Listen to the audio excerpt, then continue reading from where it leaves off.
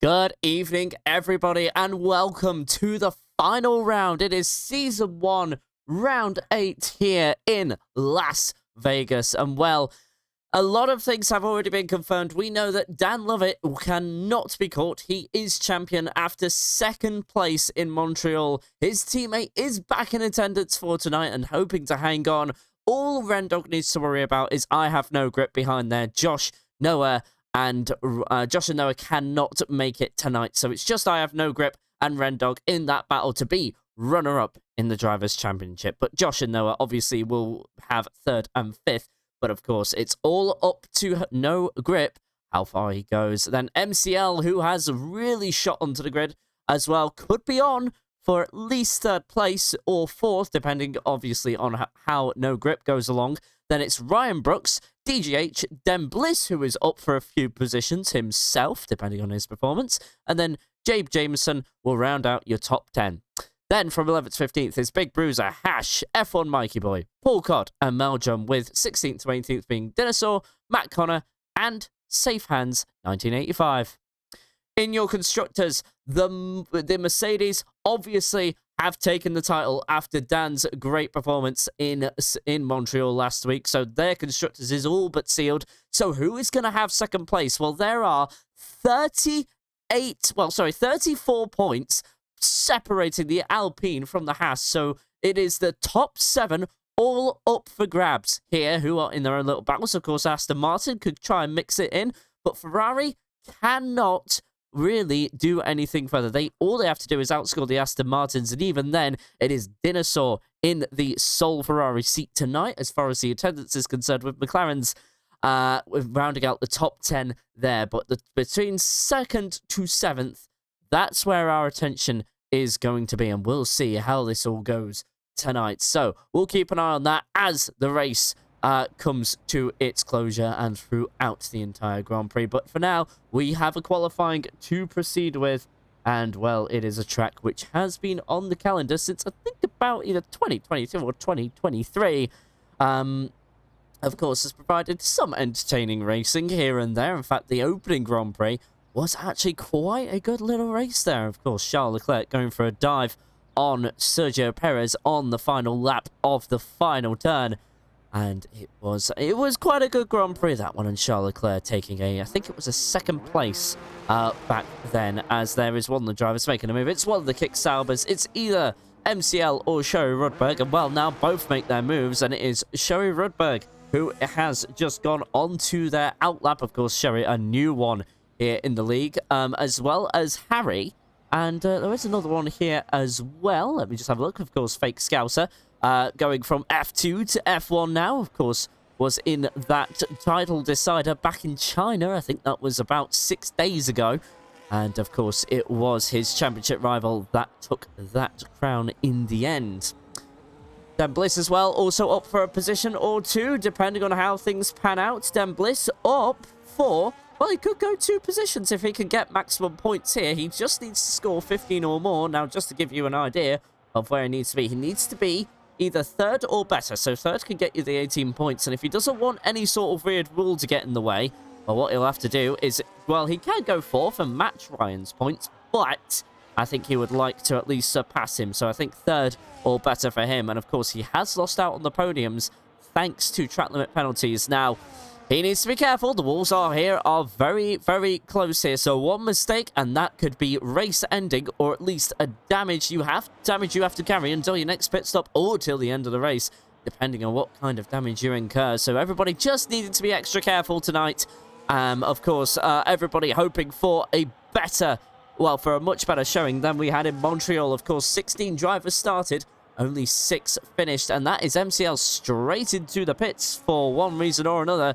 Neither Kick Sauber benefiting from any of those shenanigans. So unfortunately for Sherry Rudberg, is going to have quite a compromised first sector just based on the low straight line speed that he got going into the final, going on to the start-finish line, as Quincy has made his way in. One attempted murder. I think there were several attempted murders last week, my guy. It was certainly a race that questioned my sanity, but I don't think we're going to have a repeat of what happened last week here in Las Vegas. I just don't see that happening. It can't happen. It can't happen. So, at the moment, we are seeing Sherry Rudberg take his first flying lap of his Nitro Realistic Racing League career, as well as his first one of, well, first of the drivers tonight. So he will set the gauntlet for the 15 other drivers around him to compare against. Let's see what he can do as he now just goes through turn number 12, and he's going to go down the Las Vegas Strip there. The neon lights covering the track in an aesthetic which is certainly only unique to this part of America. And DRS opens somewhere in the middle of that straight, I promise you that. Usually that green, as to remind you, of course, if this is your first time watching F1 League Racing or F1 Virtual Racing, first and foremost, thank you very much, and a warm welcome to you, everybody at NRRL. Hopes you enjoy the broadcast. So the green dot there on your track maps is the detection point, which acts for the activation point. Now in qualifying, doesn't matter. The race gaps do not apply, as there you go. Sherry Rudberg up to the top there, 133.0. Let's see what the other cars can do. So I have no grip as well, is in an interesting position, like we said before. He is hoping to try and jump. What is it? He's trying to jump both Josh and Ren. Now, of course, he's only 1 point behind Ren. Well, 1 point behind Josh at this current moment in time, who would be in the Racing Bulls, but has decided not to show up for the evening. And Stem Bliss now up to the top. And Den Bliss is another interesting one. We'll get round to him in just a second. But at the moment in 9th place, and could take both 8th and 7th. Could take those away. And if MCL has a really bad qualifying, well, he would be on shot to even go up to 6th place if his luck allows him, as there is no grip to the line there. And that is a brief 6th place before having Harry come to the line. Of course, another one of the debuts here this evening. But Den Bliss at the top of the time boards by nearly half a second there. That's an impressive time from the Williams just off the bat, but needs to convert it in the race, in all honesty. Last time he was in pole position, he found himself down in 4th place, and due to being, well, he finished 2nd place in the race, as Elthanile doesn't do a good job there of taking turn number 7 there. Actually has to skip turn 8 altogether. Let's see. Oh, no, he's just waiting for a whole bunch of traffic to come past him. So, rather unfortunate there for the Haas driver. And, of course, the Haas there in a very lowly 34-point gap there, with the Racing Bulls sitting between them and the Red Bulls. So, Ethanile, not a very good start there for him, as Paul Codd has come across the line, 151.9. That's pretty close to a 152, slowest of the lot. But it looks like Paul Codd could have been impeded on that lap. So, a representative still needed to come from the McLaren driver. But like I said before, I really don't, well, unless I haven't said it before, I don't really expect the McLarens to be making any significant progress. They would have to benefit from art. We would need another Montreal in order for that. Oh, goodness me, Hash there invalidating his lap through turn number 14 there in all reality. And comes straight into the pits there, as there's one of the McLarens coming in as well. That was Paul Codd with the chrome livery, as there's one of the Alpine drivers coming to the line there, but I didn't quite catch who that was. So that would be I Have No Grip, going for a second flying lap actually, as he is the sole running Alpine. Now, his team is in 2nd place as of right now, only 8 points behind Sauber. So really, for the best chance of holding on to that runner-up position to Mercedes, he needs to win and hope that the teams around him don't have a good night. So, of course, he needs to hope that Sauber have a bad night, Williams have a bad night, and, well, those are the two that he's going to be looking to be ahead. But at the moment, with a 132.7, nearly a second away from Den Bliss, it's not a good start to qualifying here for the sole Alpine driver. There's even a Ferrari coming to the line, and Ferrari, no real stakes on this one. They just kind of need to beat Aston Martin if Aston Martin score no points. Well, Dinosaur right up to 4th place, as then Sherry Rudberg goes right up to 3rd place there. So Dinosaur there actually surpassing a little bit of expectation here, but Dinosaur with a lot of work to do. Of course, no points for fastest lap in this league, and of course, an unexpected return. Don't know how to type phonics.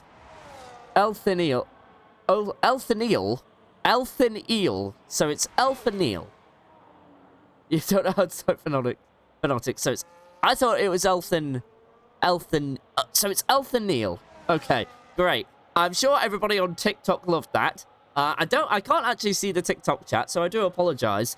So otherwise, I'm sure Quincy will update me with a few things from there if he is checking out the TikTok side of things, which I don't actually know who does. So unfortunately, I can't see your TikTok chat. So if you do type anything in the TikTok, I do apologize. The only way I can unfortunately see everything.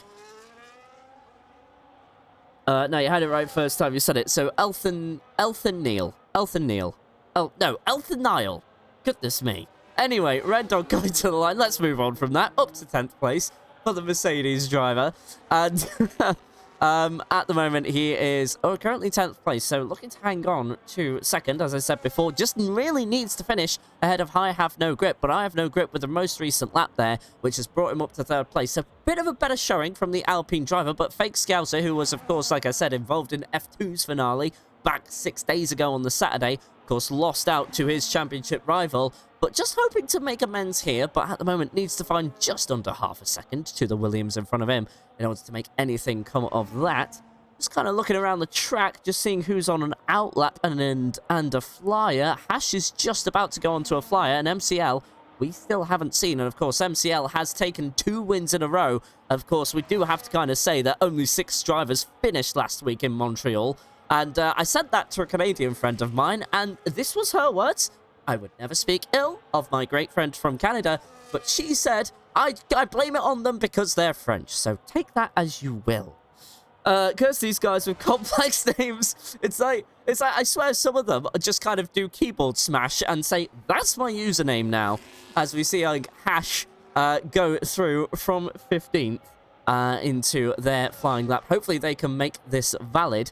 As they go through turns 7, 8, and then eventually 9 right now. Still valid as of right now, but of course they... the one corner they'll be looking at is turn 14, which is where they invalidated their flyer last time out.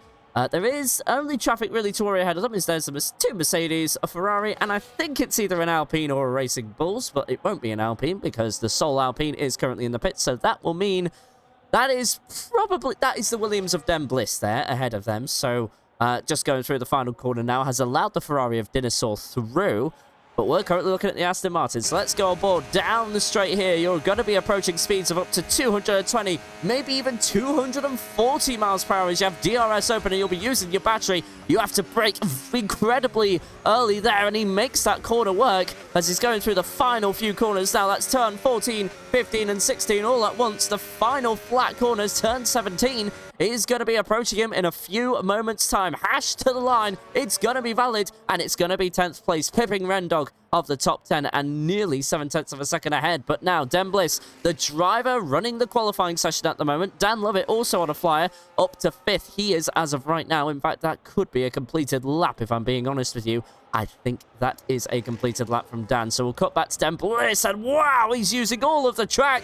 He's paid for it, and he'll use all of it there. Let's go aboard with the Williams. He is trying to match the limits. He wanted an interview 2 weeks ago when he lost, when he got pole position, got 4th place, but only got 4th place thanks to track limit penalties. Tonight, he's going to try and make this podium become a win, and at the moment he is half a second up in Sector 2 on his PB, but for the sake of drama, it is currently the fastest lap in qualifying. This is comparison to the overall session best. The one exception we can make down the straight here, approaching speeds of up to 240 miles per hour, brakes late, very late, almost between the 140, 130 meter board there, but he makes it work. Den Bliss is feeling extra brave. This is really locked in from the little we've seen, and he's going to go flat through here, and he improves and knocks it out the park.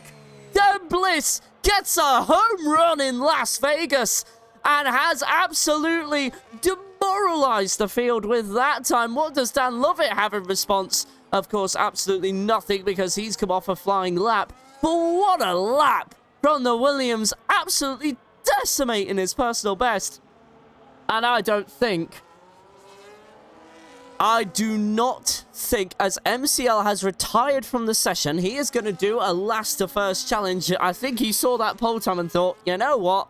No, thank you. Of course, oh wait, and no, MCL, sorry, I just got wind of this. He is actually serving a qualifying ban, so MCL is not going to be taking part in qualifying. So his last to first will be, well, it will be on, that's for sure. And he's going to be a bit worried about Dembliss. I think that's a very competitive time from the Williams driver, as we're now seeing MCL's teammate just go navigate through 7, 8, and 9. And now he's going to be approaching this fast left right-hander. But, of course, I just kind of want to show you on board how quickly this left-hander comes at you. You see one here, and then you have to kind of put yourself wide and then brake oh so suddenly, and it's a very sharp turn. Very easy to catch out. I've tried this on Assetto Corsa many a time. Always catches me out. I'm not really the best on this track, but I do try very hard, I do promise. But anyway, down the straight now. He'll open DRS in 3, 2, 1, and has just done it now. So he's going to be approaching those ridiculous top speeds that we always see. And that's actually, from what I could see on there, was about 214 on the distance of his, well, on the steering wheel there, from the distance that we are at with the camera. So here we go now. He's going to go through 17 flat out, but no, he abandons the lap and cuts the pit lane entry line. I don't think he'll get anything for that, but then again, the stewards might deem that inappropriate. So we now cut to Rendog as there's a McLaren going into the pit lane again. That is Paul Codd there, getting a 134.9 in, and like I said before, I do not see McLaren improving, but Ferrari there, Dinosaur, has left it till the last round to be representative. Of course, just to give you an idea of where he was last week, qualified 15th. Of course, Montreal, for a lot of these drivers, for a lot of F1 drivers in particular for this game, it's not the best track just because of how close the track limits are and just how much grace you need with them. It is so difficult to nail a lap of that track without invalidating at least one lap. So I could completely understand there. So MCL has a quality ban for resetting the track. Yes, computer said no to that interview request. Poor guy. Good pace, though. Yes, though, very good pace from him. And Rendog there was... Is he coming off a flying lap there? No, I think... so he must have made a mistake. He's going on to a second flying lap, so that means we can go to the Red Bull, who's just going down the Las Vegas Strip now. Let's have a look at the speed there. It's at the top left-hand side of the steering wheel there. He's just going to open DRS now. Should increase by quite a bit. That's faster than the kick salvo. He's approaching 220 miles per hour there, as he's had to stop using the battery charge, so got to a maximum of 219 miles per hour, but can't carry the same momentum as Dembliss there. So Dembliss, on an outlap as we speak, he can't be serious about beating that 131. Is he going to make it into the 130s? Because MCL here, with a qualifying ban, is going to find it really difficult as the Red Bull goes up into 4th place for what could be their final flying lap. They do have a bit of time to actually get back round the track and then go again. They can recharge the ERS and then cool down the tyres, but it will be 2-lap-old softs there, and they won't be in the best grip for that, for the lap that they plan to go out on. But Dinosaur now is starting to use all of the track again. That's not the line you really want to take through that corner. Dembliss just behind them, the only Williams running tonight. So really, no grip. Dembliss, and let's see, who is the other one? Sauber. So the Saubers actually have the best chance here of actually pipping second place. But MCL is, oh my goodness me, the right wheel of the Ferrari makes contact with the exit there of turn 12. And that is a very narrow exit. You have to maximize it without really touching your wheels, for obvious reasons, but he's going to lose a lot of momentum down this straight, and this is really going to impact his lap. And now, Dinosaur is going to approach 14, 15, and 16, and I thought that was going to be invalidated, but what a line that was from the Ferrari, very similar to what Dembliss took on his blistering lap, and he is right along the walls like Max Verstappen in Monaco way back when. And it's only an improvement of 009, 2 thousandths away from the big time as he goes into the barrier. I think that is just pure frustration there from the Tifosi driver, as Rendog, I think, has had another issue on his lap, and he's going very slowly. But, oh, Hash has been impeded, I think, by the Haas of who is that? Is that JP? It is not. That is Ethaniel. I think that's a debutant. Is that an impeding of the Aston Martin? The Aston Martin won't be happy with that. I don't think it is. At least I'd like to think it's not. I don't know, though. But they are going side by side, and this is just silly. This is just very silly. And that is silly. You're not in the race. You're in qualifying. Come on. No. Not on. And that has ruined Hash's final flying lap, and that will be That's going to be a source of frustration. That was childish and very, very unnecessary. I'm sorry to that. I take a dim view on that. And as you can see there, it's completely ruined the qualifying of the Aston Martin. But Den Bliss is currently on a lap, and we need to see how he is doing at the moment. He has just opened DRS there. And at the moment, Haas was on a hot lap, though, says Quincy. Oh, that does change things a little bit then. Okay. So, Haas was on a hot lap. But yeah, so one needs to concede to the other then, unfortunately. But either way, I still found that relative. But down Bliss there with a 1:31.0. Goodness me! That is a fantastic lap, and Fake Scouser is going to start nearly 1.1 seconds back from the pole sitter. Dinosaur is coming to the line as we speak, but on an unrepresentative lap, he has not done a good job there on his final flying lap. Who else are we waiting for? We are waiting for She Loves JP as well, down in 9th place. He's just going through the track now as Shoei Rudberg up to 3rd place. What a debut qualifying, as I Have No Grip finishes in 5th place there, but make that 6th place because Dan Lovett jumps to 3rd place there. Great lap from him. What about JP? Oh, wait, was it Ethaniel? Yes, it was Ethaniel. I do apologize there. So a mistake on my end. Ethaniel obviously invalidating the lap, but I'm live on Drive VC pit lane report style. Ah, brilliant. That is very, very useful. Thank you very much. I'll be keeping an eye on chat then every now and then. So the Haas on a hot lap, which means I don't think they'll get in any trouble for that. But either way, I still think that could have been dealt with better, to be honest with you. Let's just see if anything's being said in the Discord. Oh, yeah, I was doing my qualifying lap when this Haas got in my way and made me lose time. But, of course, with Ethaniel not being on a hot lap, apparently he was entitled to the space there. As Den Bliss there with a blistering lap time. Well, in the end, Harry got it to under a second, but still, the fact that nobody could really get into the 131s and Den Bliss there getting into that, incredible time from the Williams. But anyway, we'll see what happens.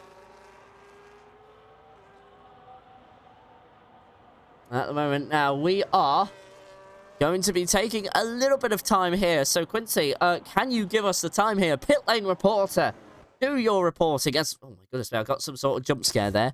Well, there we go. Let's take a look at your official qualifying results before we confirm anything. Den Bliss on pole position by nearly a second there to Harry in second. Great debut qualifying from the Racing Bulls driver, and crucial points going their way, potentially. Dan Lovett in third, of course, champion and got constructors for Mercedes last week. Then Shoei Rudberg in fourth there.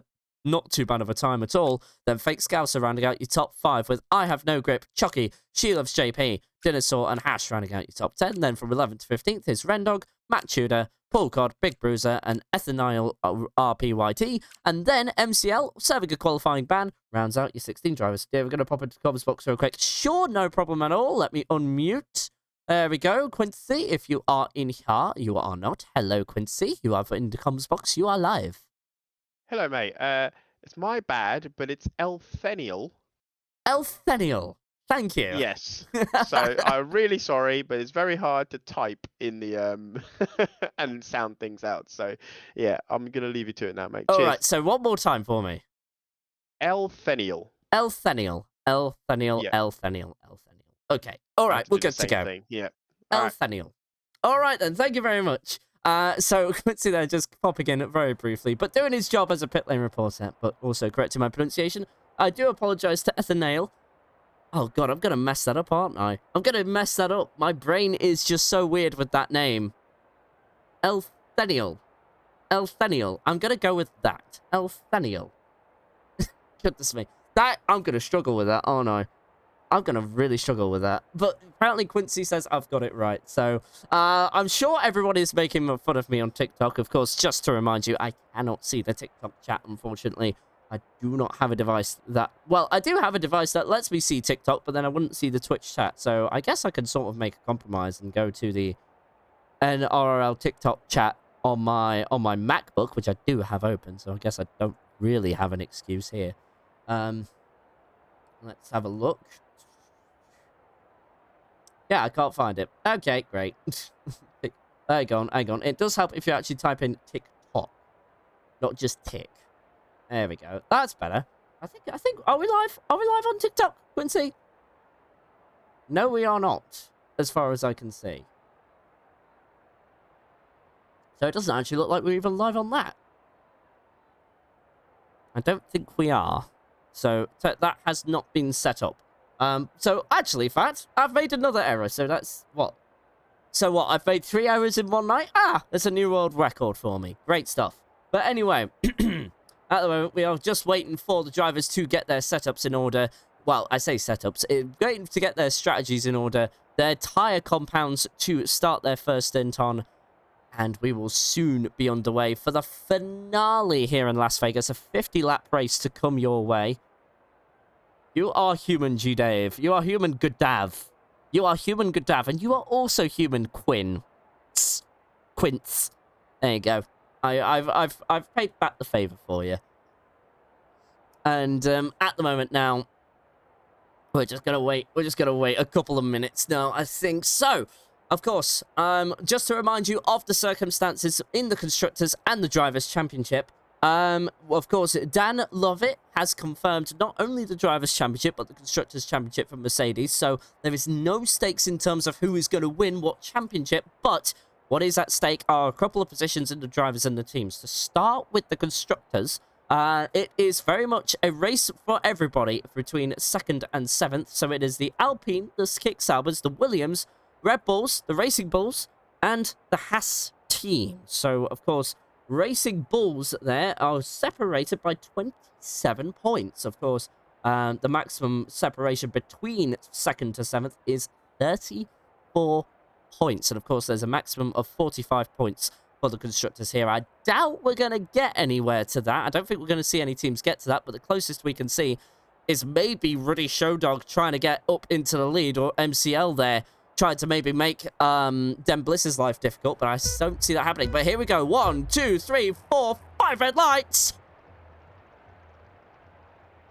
It's going Vegas, and that is a good start there from Harry, actually, because he's going to be alongside into turn 1, but it looks like Den Bliss got the traction that he needed, but it wasn't enough. The Racing Bulls down the inside of turn 1, tiny bit of contact. Red Bull off the track, they're still going to go side by side. Fake Scouser has been collided with from She Loves JP and Dan Lovett, now going up to 2nd place, but that was a 10-second penalty for, I think it was, yeah, Shelby and She Loves JP even. Dan Lovett trying to get alongside the Racing Bulls, and MCL in the background. Oh! Dan Bliss in the barrier! And Harry takes the lead in the Grand Prix, but Dan Lovett is right there alongside a bit of pushing and shoving from the Mercedes there, but Dan Bliss from pole to disaster again. And that is not great at all. What has happened? Ethanol has crashed in as well.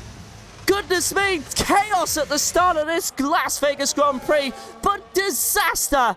As, oh my goodness me, virtual safety car deployed. Safety car deployed. As Dan Bliss with a 10... Oh, goodness me. From pole to throwing it away in the space of a lap. No, nothing corners there. Ethanol says plan C, and he's brought out safety car number 1. Something to do with the F1 movie. I'm trying to remember that, but Ethanol is missing his front wing entirely. But Harry is now your leader of the Grand Prix. Williams are in the dumpster at the moment, because now they are, well, with, let's see what's happened to I Have No Grip, and I Have No Grip as well is down there, so something happened to him. It is a disaster for Williams and Alpine, but Sauber are very much in the clear as of right now. As, yeah, She Loves JP coming into the pits to serve that 10-second penalty and to probably get a change of some sort. And here we go. So he's into the pits there. He's going to hold for 10 seconds. Dan Bliss, of course, obviously into the pit lane. No choice of that. Oh, no!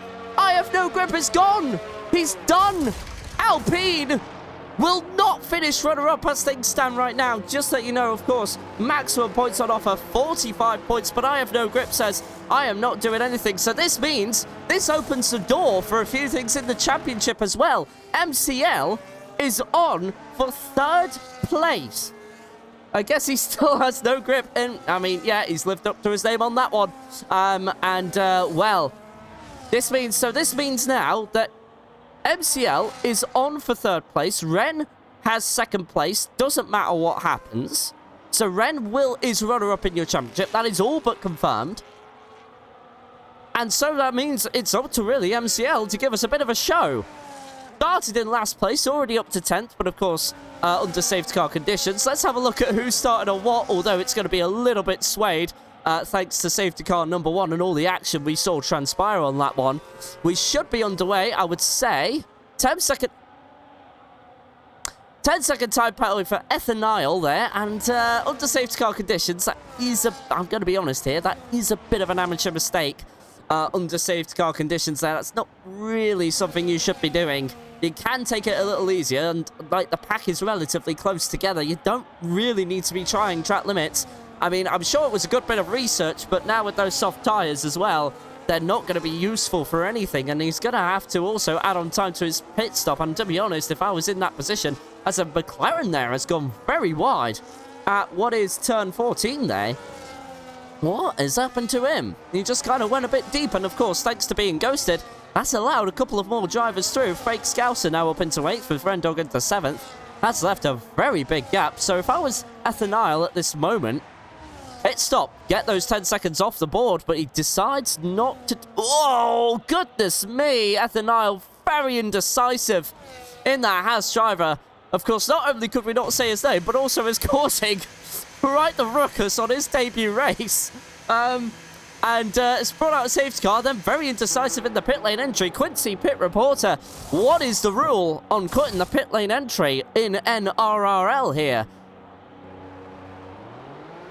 Did he serve his penalty there? I don't think he did. Because the mechanics went to work on the car. And that means, yeah, it's not been served.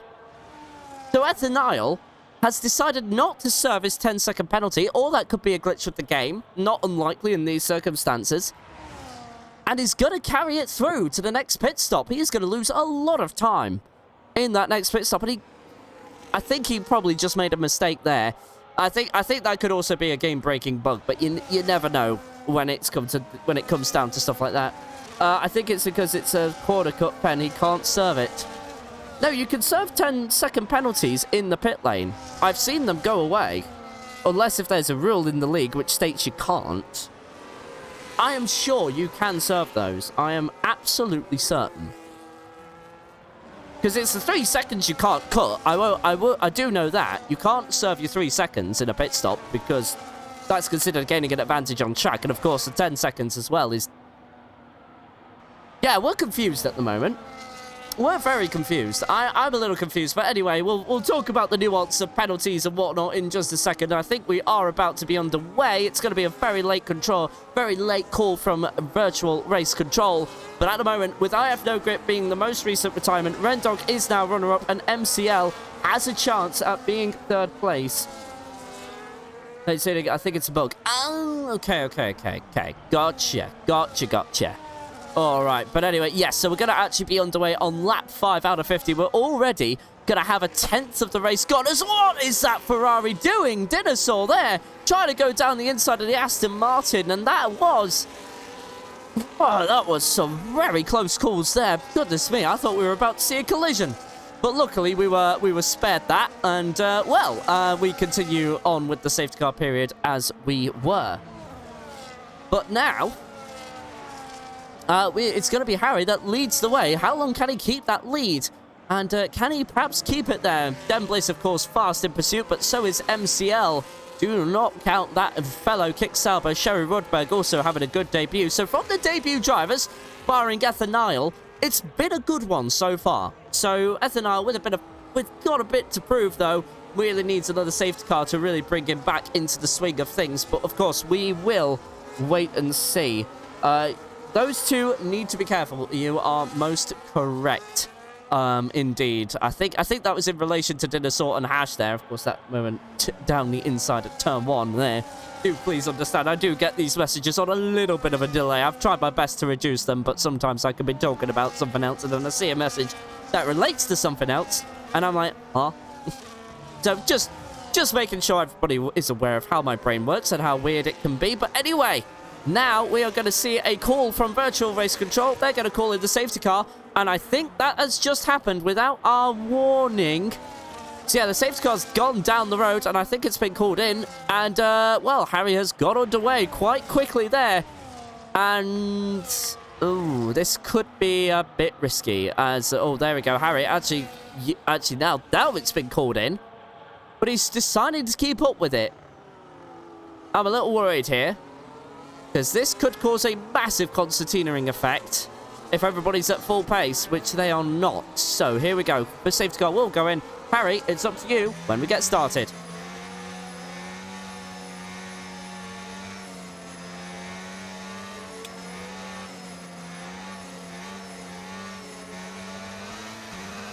And we are underway. Dan is caught napping there. Of course, he had to wait there, and it's nearly 0.8 of a second. That is a big nap there from the Mercedes driver, as there's no moves happening right at this moment. Fake Scouser looked to the inside of the...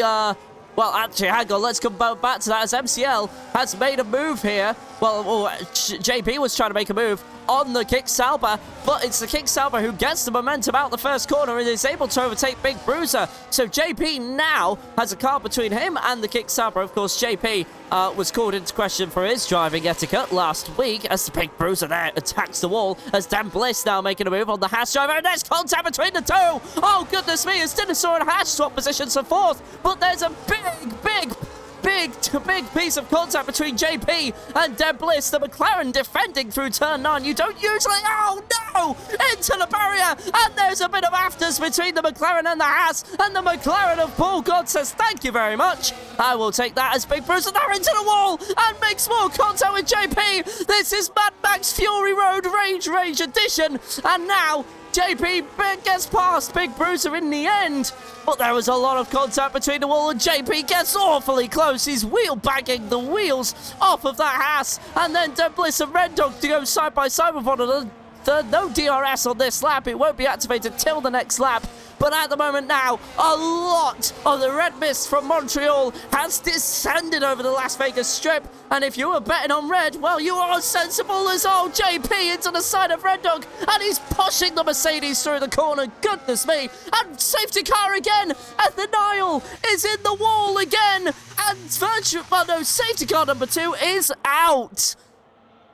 Ethanol there, causing another safety car, and JP into the pits after some interesting racing between him and I think it was... who was it?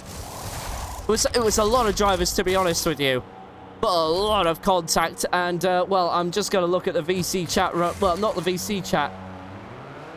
I'm going to look at the general chat for Nitro Realistic Racing League. And this is what the admins and the stewards were not hoping for. They were not hoping for a race like this at the Nile, causing safety car number 2 in 6 laps. We have not had a single lap of ERS running at the moment. Not to my knowledge, anyway. Because that safety car came out on lap 1, remember? And so we've not actually had a single running of DRS. Oh, no. Oh, no, please. Not another one. Not another one, guys. Come on. Come on, guys. Come on. Not another one. I don't need it. No, not another one. Please. Okay. Please save my sanity. I like this league. Please.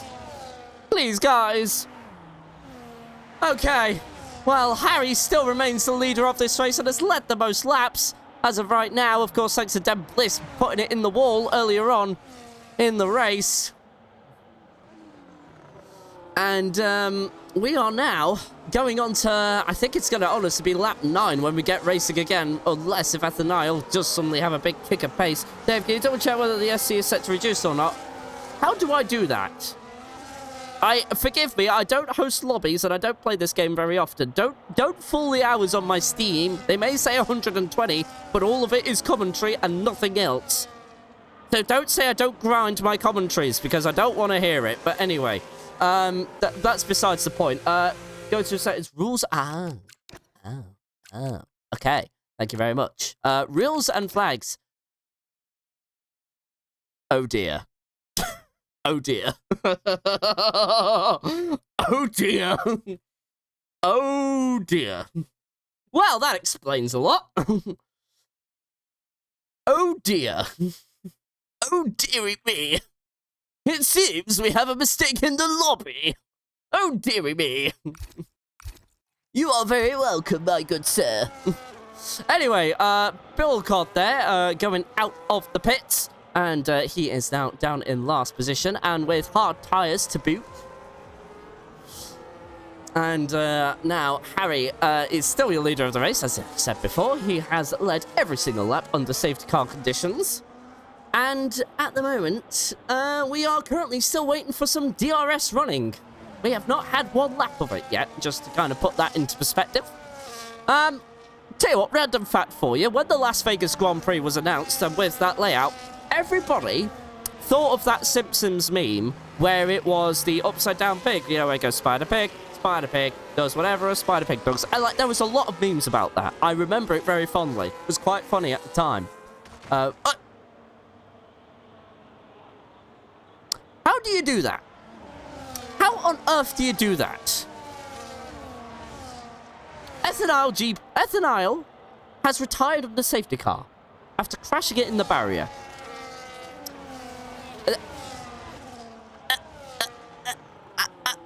I mean, at least we're ending safety car period, so that's fine. Hearing brake failure in the VC. Ow, brake failure in the VC. Well, there you go. Quincy, pit lane reporter, is on the case as always. Thank you very much, Quincy, for your insight. But anyway, we're going to go quiet because Harry is getting us back underway.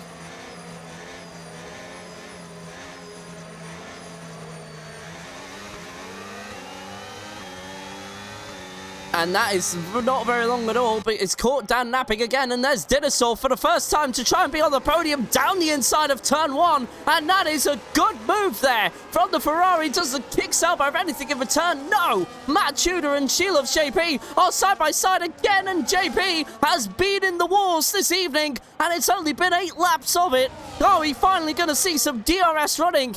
Haas now surely not really going to get any points from this, and JP doesn't really need to be battling these McLarens either. As over McLaren off and into the wall, and Big Bruiser has crashed. Safety car number 3 is out in 8 laps. 8 laps, guys. 8 laps. 3 safety cars. Oh. Great stuff. Great stuff. Okay.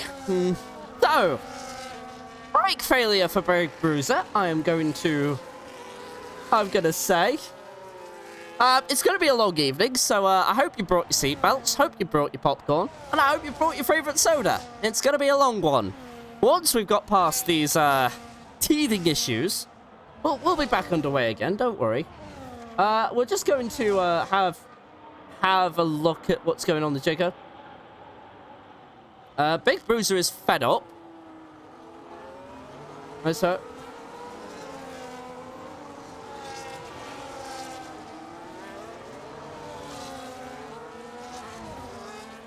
yeah, no, it wasn't. Yeah, there were a lot of things flying around. Challenge in the VC, probably no racing allowed. Challenge in the VC, probably no racing allowed.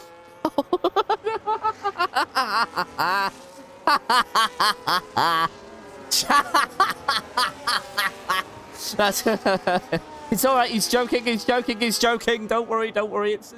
It's but joke. It's but a joke. Tis but a joke. Don't worry. He's just joking. He's just making up that there's probably a challenge in the VC to see if they can use all 6 safety cars in like the first however many laps. But I know that's not going to happen. It can't happen again. Please, no. I can't handle another Montreal. Don't worry, it was just a joke, I think. I think it was a joke. But then again, I'm not really in that VC either. But then again, Quincy, of course, being the pit lane reporter. Quincy, are drivers still quiet, or is it getting a bit feisty in there? Let's hear it. Let's hear it from him. If you want to join the VC at any point, you can. Don't worry. In fact, I will unmute. In fact, I'm unmuted anyway. So, yeah, no, just join whenever you may join, and just tell us what's going on in the VC on the safety car. Pit lane reporter tonight is Quincy here. And he is giving us up-to-date feeds from drivers. Of course, Ethaniel with a brakes failure, which meant he retired on the safety car. And Big Bruiser crashing at turn number 5 meant that we are seeing the 3rd safety car in 8 laps. We have had no DRS racing so far. And I think the admins are going to be very, very annoyed with how these first 10 laps go out. Safety car in lap 10, safety car back up. P5. Yeah, it was turn 5. Is that not what I said?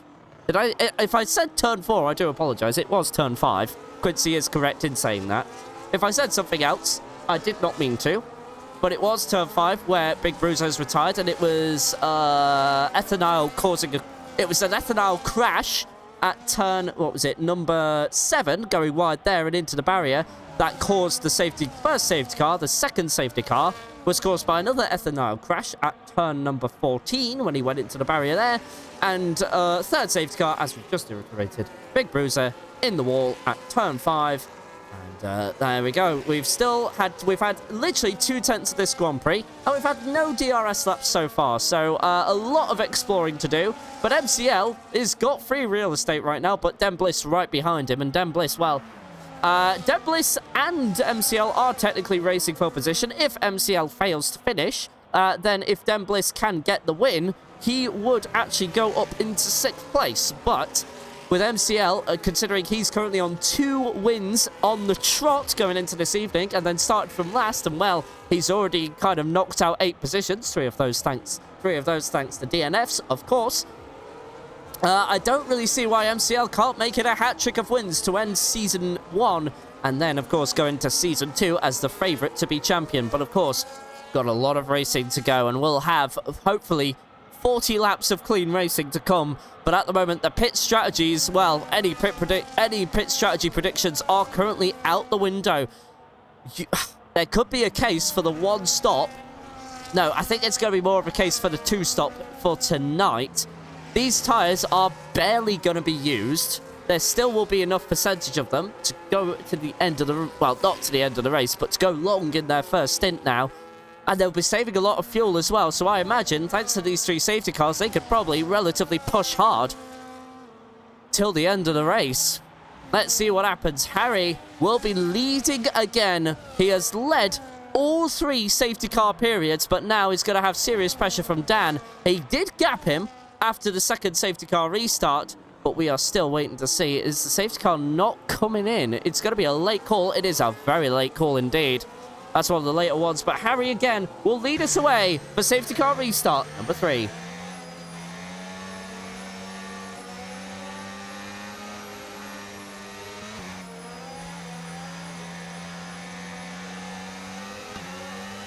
And Harry again does exactly the same thing, and Dan Lovett is still sleeping on the restart there. He's under pressure from Dinosaur, and Dinosaur is up to 2nd place, maybe. No! Cut off at the last there. One of the Red Bulls into the pit lane. That is BFR Chucky, as now Matt Tudor and Paul God are fighting. And oh, there's a McLaren in the wall. The other McLaren of Paul God in the wall as She Loves JP up into 10th place. Oh no! And another one! Another one has crashed out! Is it? No, it's no safety car. No safety car as of right now, but no, VSC. VSC deployed. VSC deployed. No safety car required, but again, we get racing, and again, it comes to a complete halt. Both McLarens are out, and now the Ferrari, well, McLarens will finish last in the Constructors. And Haas defo did it under... Oh, there is a lot happening in there is a lot happening in the general chat, and I'm not going to say any of it because mainly of it, or call me a genius. Well, technically, you said it would be a full safety car. This is a virtual safety car. Unless if something changes on a moment's notice. But I doubt that's going to happen. So we are under VSC conditions, as indicated by the board there on the left-hand side. And now we are back under racing, and it looks like Hash was caught napping there because he's lost 2 positions off the restart. And now the Kick-Sauber of MCL is going round the outside, down the strip, to turn number 14. Who gets it stopped in time? It is MCL, who takes 5th place and is now only 4 positions away. The top 3 has... Oh! Sherry Rundberg is spotted out of turn 16.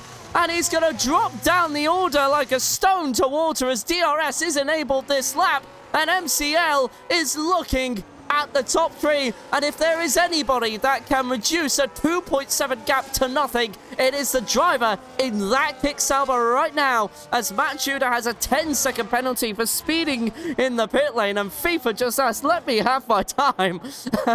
I'll let you have your time when you're accurate. There you go. There's the agreement put in place. But at the moment now, Dan Lovett right on the back of his contender for the race win, but Dembliss and MCL aren't too far behind. MCL already has that gap down to 1.5 seconds. What he could have done if it was between him and Dembliss for qualifying, but of course MCL had to serve a qualifying ban due to restarting on the track, but now we are getting DRS racing on lap 12 out of 50, and if you can believe it, this is our first go as Dan down the inside. Very risky to do it here, but he is going to try it. It doesn't pay off though, but he'll have another go because the detection point is a quarter or a third down this straight. They are approaching that green dot on the track map now on the bottom right-hand side of your screen, and MCL is not too far behind for company. DRS opening for the Mercedes right now, but does he have the straight line speed to respond? He's not getting close enough, you know, despite with the DRS.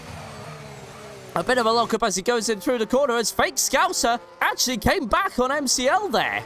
So impressive work from Fake Scouser there. Of course, like I've said before, was contending for the F2 title on Saturday. Didn't quite go well for him. But also now, She Loves JP is up to Red Dog, and we know JP can get a bit scrappy when he doesn't always need to. But then again, I'm seeing Dan Lovett right on the back of the Racing Bulls again. So Dan Lovett keeping with the... Whoa! The Ferrari there going very wide and scaring the life out of just about everybody as it's now side by side. But it's Dan Lovett to the lead of the race. He takes the lead here in Vegas. And well, a lot of battling going down here. Is it red or will it be black? At the moment, you need to probably... Well, if you want to go red, you need the Ferrari to really get another position. But if you want to go black, you're in the right place. It is currently Dan Lovett leading the Grand Prix, but for how long? This Fake Scouser has now just become a doorstop to the Kick-Sauber. Are these two working together to try and reduce that gap? Dembliss as well, needing to make some sort of position, or else this could go very wrong very quickly. But of course, one of the worries I think will be coming through my mind is JP is now approaching the second DRS zone. As we're going to see the leaders go side by side. Dinosaur will, of course, just benefit from that. That's Harry slam dunk through to the lead of the race. As now MCL will, of course, do the same for 4th place. But now JP, who has been rather aggressive, is now going to go side by side into the next turn. But he gets that move done rather cleanly. Gives the Mercedes the space needed. And he's got the move done. Sherry Rundberg as well, looking to try and make a move on 11th, but is 2.2 seconds behind as MCL takes the fastest lap of the race, and he has dragged along Fake Scouser and, well, not Hash in reality. Dembliss as well needs to try and get something done. Is he missing an end plate? He is, so Dembliss limping the car a little bit.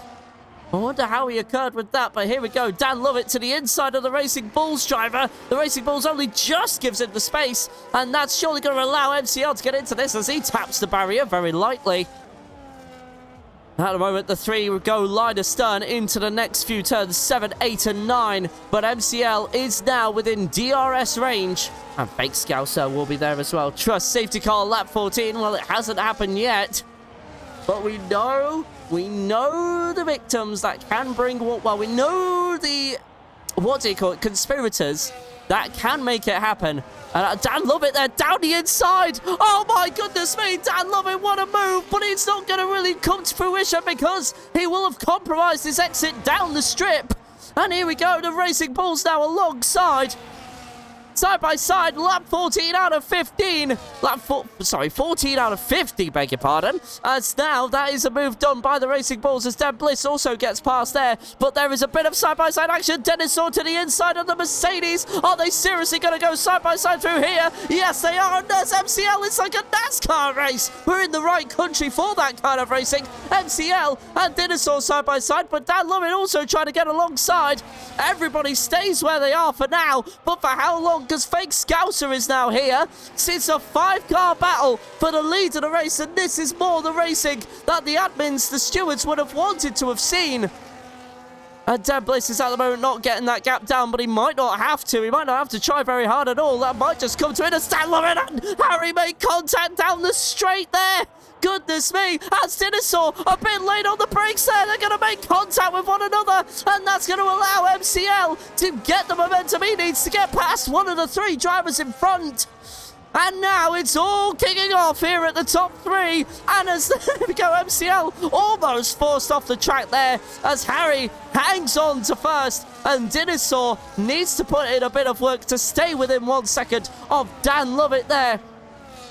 And at the moment, he is going to be, well, no safety car on lap 14. FIFA's prediction did not come to fruition, as now Sherry Rudberg has just got past Matt Tudor there for 11th place. So the Kick Sauber getting that move done. But now we have to cut back to the top 6, who are all within a second hash, not too far away either. And I think he did get DRS, but JP is also in the frame.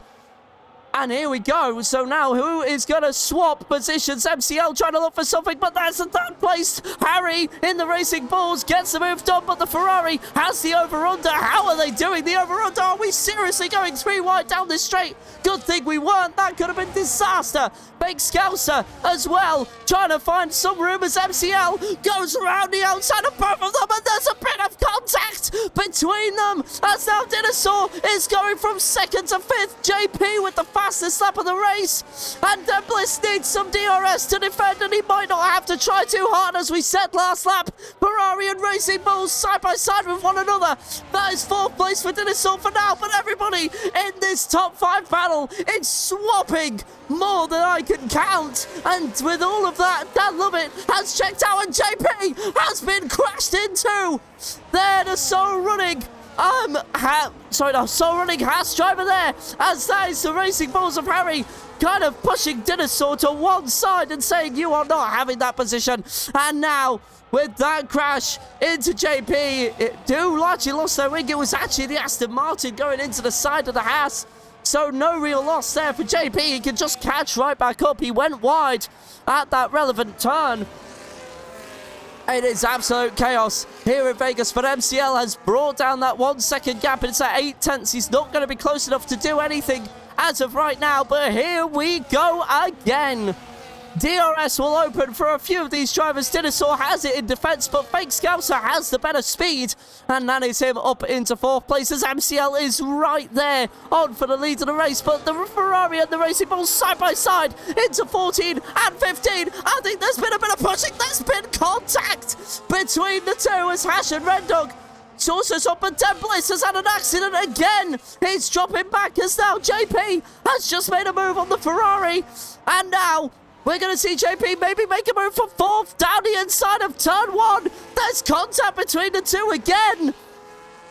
And that is JP up into 4th place after all of that drama. Hard battles, we love to see it indeed. It is the most exciting form of racing when it's like this. Of course, just keep it clean, please, as JP will be under some pressure. He isn't afraid to get scrappy, as we say. There is a bit of scrapping going on there, as now the Ferrari is trying to find a way through the Racing Bulls again, and round the outside of Fake Scouser. Oh, but he makes contact with JP, forcing him off the road, and JP should have that removed under the circumstances, but the Ferrari is being pushed around, but really due to his own fault, to be honest, going into the back of JP, and that 3 seconds should really be looked at being removed. I think it will. But goodness me, the Ferrari just took it a little too far there. And of course, they are looking for an improvement on their points. Of course, going into tonight, they are 25 points behind the Aston Martin at the moment. They can't really do anything about that. The Aston Martin would hold on to what is 8th place at the moment. Outbraked himself, did Dinosaur. Correct, as now MCL goes to the lead of the race. But does Dan Lovett have anything in return, potentially? We will soon find out, but that also means that JP is your first driver to get a track limits penalty, as Fake Scouser now makes a move for 5th place. Of course, the Ferrari taking damage there, but they both come into the pit lane, as does the Aston Martin behind, as MC... Oh, Dan Lovett there has gone wide at turn 1, and Harry, as Fake Scouser, has crashed! Oh, he's retired. No, he's retired in the pit lane. Sorry, I thought he crashed. Force of habit, I do apologise. And last to first, says Quincy there. That challenge is now complete. Can he keep it there? As now the Racing Bulls has retired. So what does that mean? That means at the moment it is just up to Harry to kind of gain some advantage on the sister team. And at the moment the sister team are scoring poorly. Only 11 points going their way. And for Harry, where he is, that is 3rd place. That's 18 points. That's a 7-point differential. And that is only just. He really needs 2nd place to make this really worth his while. And that would be a 20-point. That would be a 9-point gap. And they would overtake the Red Bulls. And what a shame that would be, as Fake Scouser retires in the pit lane. DNF interview says Quincy, but hang on a minute. Let's wait and see, because we've got an entertaining battle. Let's have a look, because at the moment Harry is going down the inside. DRS opening for Harry, beg your pardon, as now down the inside. Down the straight, but Dan Lovett has made a massive mistake, and there's afterwards. Oh my goodness me, Dan Lovett, the champion, has crashed into Harry there, outbraking himself. Oh my goodness me, as Harry now is forced into the pits. Dan Lovett causing a crash there. A heart attack for everybody involved in F1 League racing. That was something dramatic there. Both Dan and Harry into the pits. Wow. This is certainly exploded to life, for lack of a better word. As caution in Sector 3 is briefly gone. As Fake Scouser is explaining in the chat what's happened there, but I'm not gonna... I think it's just best if we don't really pay any attention to that Discord lobby. I think there's going to be a lot of words about race etiquette, and yet again, maybe it's time to... It's difficult because I'm not an admin or a steward here, so there's only really so much I can say, but of course, I can't help but feel like with Montreal, a few lessons were not learnt here, and it is going to be a lot of work, and it's really a sympathy. And again, I said this last week, and I'll say it again, as we're going to see. Before I do say that, let's have a look at Den Bliss on Rendog. Den Bliss will have the DRS here, as he was underneath the 1 second bubble at the detection point. Now through the activation point, he's going to get 3rd place. That's a slam dunk move, and that is all up into 3rd at turn 14. And Den Bliss trying to recover. He's also in his own last to first challenge. You may remember he had pole at the start of this evening, but then lost it. So there we go. But I don't think we're going to get that DNF interview with Fake Scouser. I think he is honestly very, very annoyed, and I can't really blame him. If I'm being honest with you, he has just not been very happy with what's transpired out tonight. And again, it's looking like we are looking at another review of driving standards here. But of course, let's give some praise. MCL from last to first there, serving a qualifying ban for resetting on track. And he has found a way from 16th all the way to first. Of course, those 5 DNFs behind him have helped massively. But already on lap 20 out of 50, it just feels like we've seen the majority of this race come and go. And really, it's going to be all down to strategies now. So hopefully we can get a bit of calm racing. We've only had 1 VSC since the 3 safety cars in 8 laps. And we're going to be soon at the halfway point. We're now at 4/10 of this race. They have flown by. but I just suspect we're going to be here a little bit longer, unless if somebody makes a catastrophic mistake. At the moment, Rendog still within DRS of Denbliss. Of course, Denbliss carrying damage to his front wing end plate on the left-hand side there. That's why he's not really able to check out from Rendog as well as he possibly could. But let's have a look and see what the pit stops have been. It's soft tyres for Harry, an interesting decision, but with the length of the race being as is, it is certainly a doable tyre for like a middle stint, but then you would really need to rely on the hards to go to the end. And with 25 laps, it's doable. It's doable, I'll say that, but you're certainly leaving yourself with one heck of a challenge to go into the final few laps of the race. So hopefully he can make these softs work for as long as they can. He probably needs around 8 to 10 laps. And then potentially just trying to go to the hards at the end. But of course, the race I commentated on last night saw the hards go 20 laps and then get a puncture towards the end of it. And no surprise there, the wild driver on the soft tyres takes the fastest lap of the race there, as we are seeing the closest battle on track right now, which is for third place between Denbliss and Rendog. Rendog, of course, just losing that position, but hasn't allowed Denbliss to get away. And I do feel like the damage that the Williams has faced on the car is influencing that.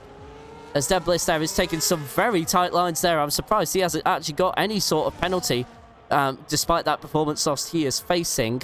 There is a battle developing between Dinosaur and Dan Lovett as well. Of course, Dinosaur on the medium tyres, but with 13 seconds to serve. Well, I say post-race, but he can serve 10 of those seconds in his next pit stop. So we'll see what happens. But here we go, Rendog again onto the back of Denbliss, going down the DRS straight. He will have it. He'll be under a second at the detection point, which is just at that point there. And then that rear wing will open at this point. Let's go on board with the Mercedes driver. Denbliss trying to break the slipstream, trying to get a podium interview this week. He was denied it at the first point because of track limit violations, as Rendog goes very wide into turn 14 and out of 15 and 16. Surely that is Denbliss checking out from the Mercedes, and I think that is probably a all said and done, as now Dinosaur is right on the back of that Mercedes. That's come by very quickly. I wonder if Dan Lovett is just suffering with those hard tyres. Of course, if he suffers with it now, they should come good later on in the stint, but I do think it's going to be a two-stop from the Mercedes. Rendog now still not allowing Denbliss to get away as they go through the next couple of turns. Of course, the Mercedes, with its front wing fully intact, will be the preferred car in that regard. So it's no surprise there he's gained like 1 or 2 tenths on the Williams driver there, but then it sort of checks out again as they go through the next turn. Of course, Rendog will also be suffering from dirty air. He will get a lot of understeer, thanks to, of course, the Williams having more of the air come his way. And of course, don't forget, engine temperatures are also a factor. You lose power if your engine heat increases over a certain point. So of course, Rendog will have to be aware of that.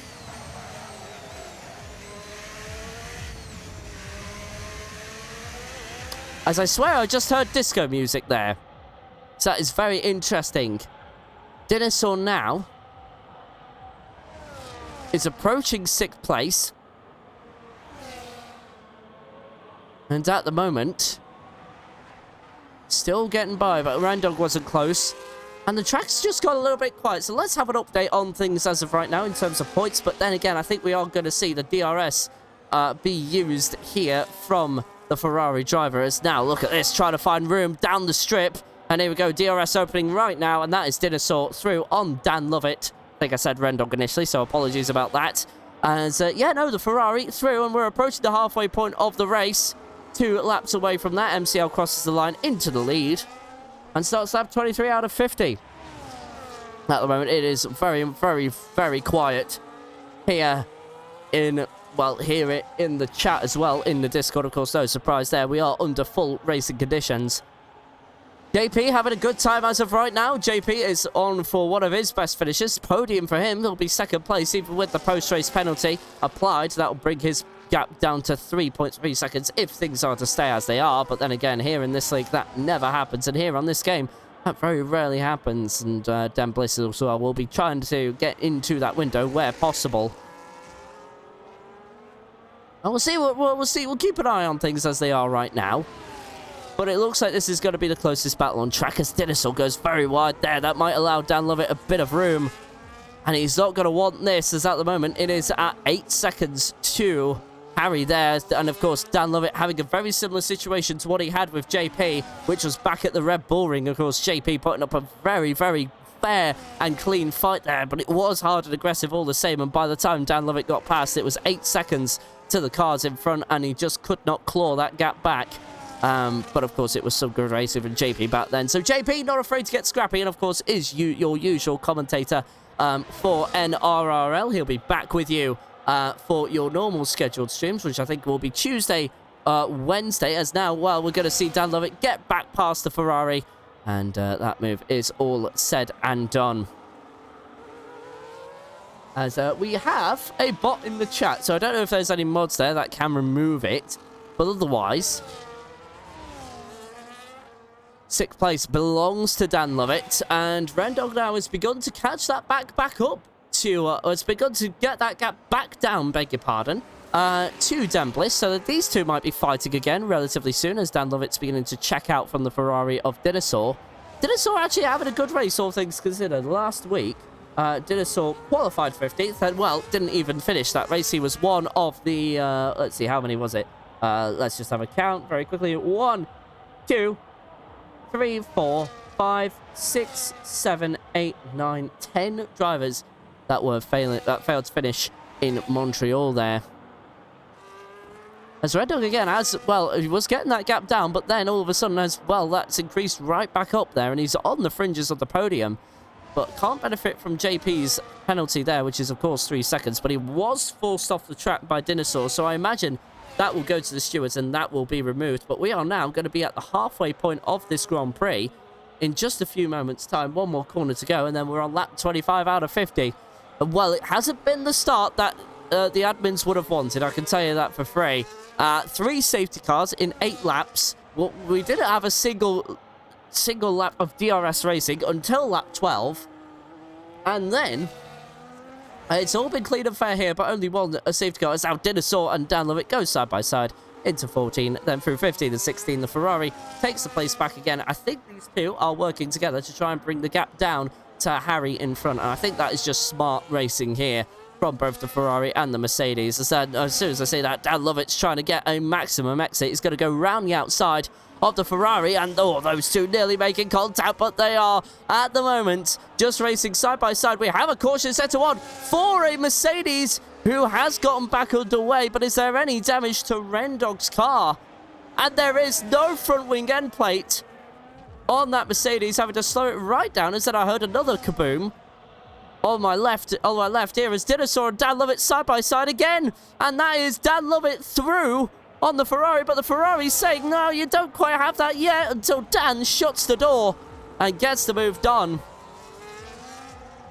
And at the moment, has kept it in front, so here we go.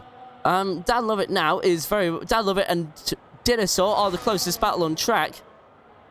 And it is very tense between the two of them. They are bringing the gap down to Harry, which is, I think, one of the things they would have wanted to do. But now Harry, thanks to Rendog's mistake, is also going to be catching up to that. JP did look like he was going to be bringing down the gap to MCL, but MCL has now responded in kind, and I think he's off. No, he's not off to the pit lane. I thought he was there for a hot minute. As now we're going to see side-by-side action again from the Ferrari. As, oh, Rendog is in the barrier again. No intervention required from race control, but of course he is missing a front wing for good measure, as now these two are about to come across him.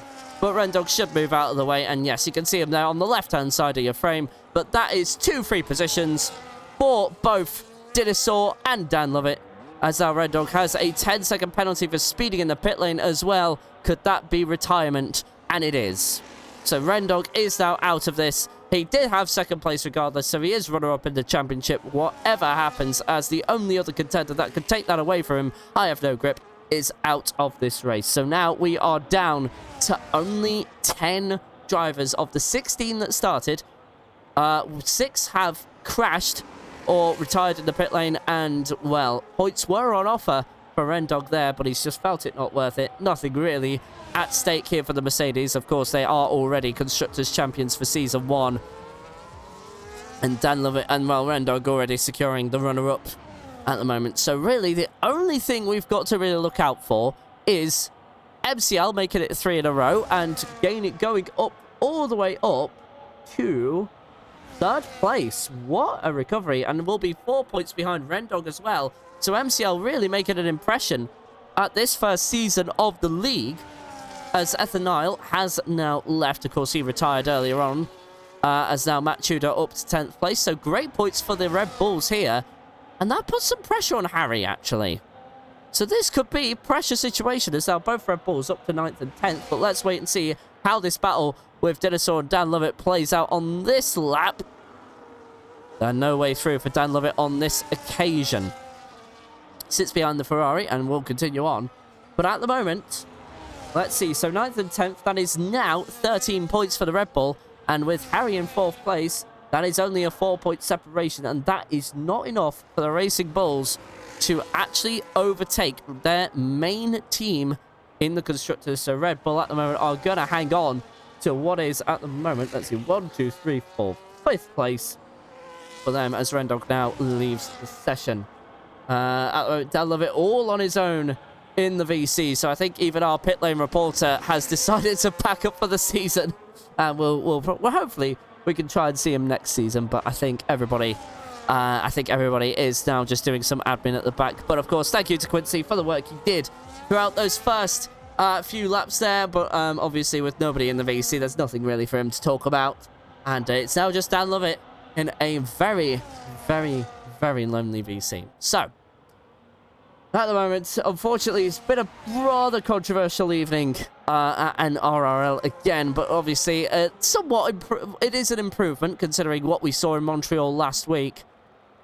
At the moment, all the gaps separating out, and the other reason we've spent so long looking at this battle is because it's the only one on track right now. JP is currently being left behind by MCL, and Dembliss, sorry, is currently starting to catch up as now JP into the pit lane for his mandatory stop. And that's his third while. Oh, there's contact between the Ferrari and the Mercedes. Let's cut back to that in just a second. JP onto used mediums for the rest of the race.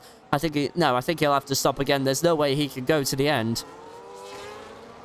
At the moment, side by side through 17 and through turn 1 now. Ferrari and the Mercedes. It is the Mercedes that will come out on top for now, but the Ferrari is going to be right there again as he was behind the Mercedes at the detection point for this DRS zone. So now Dan Lovett will go from attack to defense in a mere couple of corners. And here we go again. The Ferraris side by side coming into the next turn. Contact between the two. Is there enough room? Just about, but there is contact and a bit of after. So go side by side again into the next couple of turns. And that is all said and done.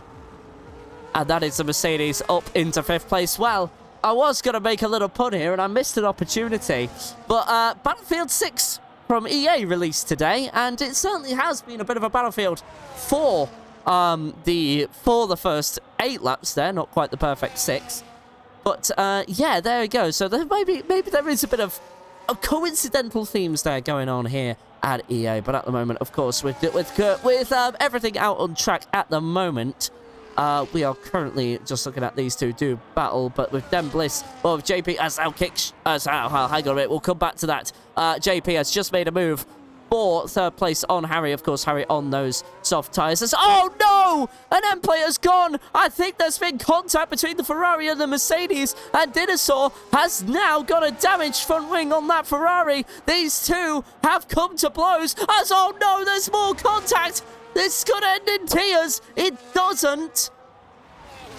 But at the moment, that was perhaps just a bit too far for one of those drivers. And an end plate has gone from the Ferrari. And now this battle, which we have enjoyed for the past few laps, has come to an end potentially. And now Dembliss suffering with that understeer thanks to that performance being lost from that end plate, and that might mean that Dan Lovett checks out from this. JP as well has made his move for 3rd, but remember, needs a 3-second buffer. He should comfortably get that on Harry, all things considered, as JP, well, now needs a 6-second buffer on Harry behind. He now has another 3-second penalty for his trouble. But Dan Lovett involved in a couple of collisions this evening, already had one on the Ferrari, and then he's just gone and had another. Well, these two are certainly, I don't know if anybody has played the NASCAR Thunder Series, but I could imagine those two would be showing up as red in the, on their displays. But anyway, I'm really getting into obscure references now in motor racing. But at the moment, Dinosaur has just lost that 1 second gap now, and I think that damage will be impacting his performance. So we'll need to come into the pits, get that repaired, as now your leader of this race for the past however many laps is now into the pit lane, but Den Bliss will, of course, follow suit. And I imagine he's going to look at getting that front wing replaced. But will JP come out ahead? I think he is just a bit too far back for that to happen. And yeah, the Williams there is going to try as... Oh, hang on a minute. JP is right there. And it is MCL just on the pit lane exit. And well, JP, is he going to get scrappy with MCL? That could happen here, as Dan Lovett now all the way up to third thanks to those pit stops. But actually, JP was not close enough to take advantage of that. But he's on those medium tyres, which are already warmed up and are 5 laps fresher than the hards in front. So maybe this could be a chance for JP to get this race, bring some action, as Shoei Rudberg is also catching up to Hash as well. That's been developing in the background as well. Is there a recent pit stop? No. That has actually just come from tyre life and the crossover points in those tyres. JP still within MCL's 1 second bubble, but needs a couple of more corners to stay within it, as Dinosaur gets a 3 second penalty for track limit violations. That's his total up to 16 seconds now, because 10 of those seconds need to be served. And MCL there with a bad exit there. Of course, he's done the last to first challenge. He's got nothing more to prove. And now, well, here we go. Let's go on board with JP. How close does he dare get to the back of that kick Sauber? But it looks like MCL has the straight line speed over the Haas. That is 211 miles per hour. Well, 210 for the Haas there. So he's got no straight line speed on that kick Sauber. That's not something I ever thought I would say.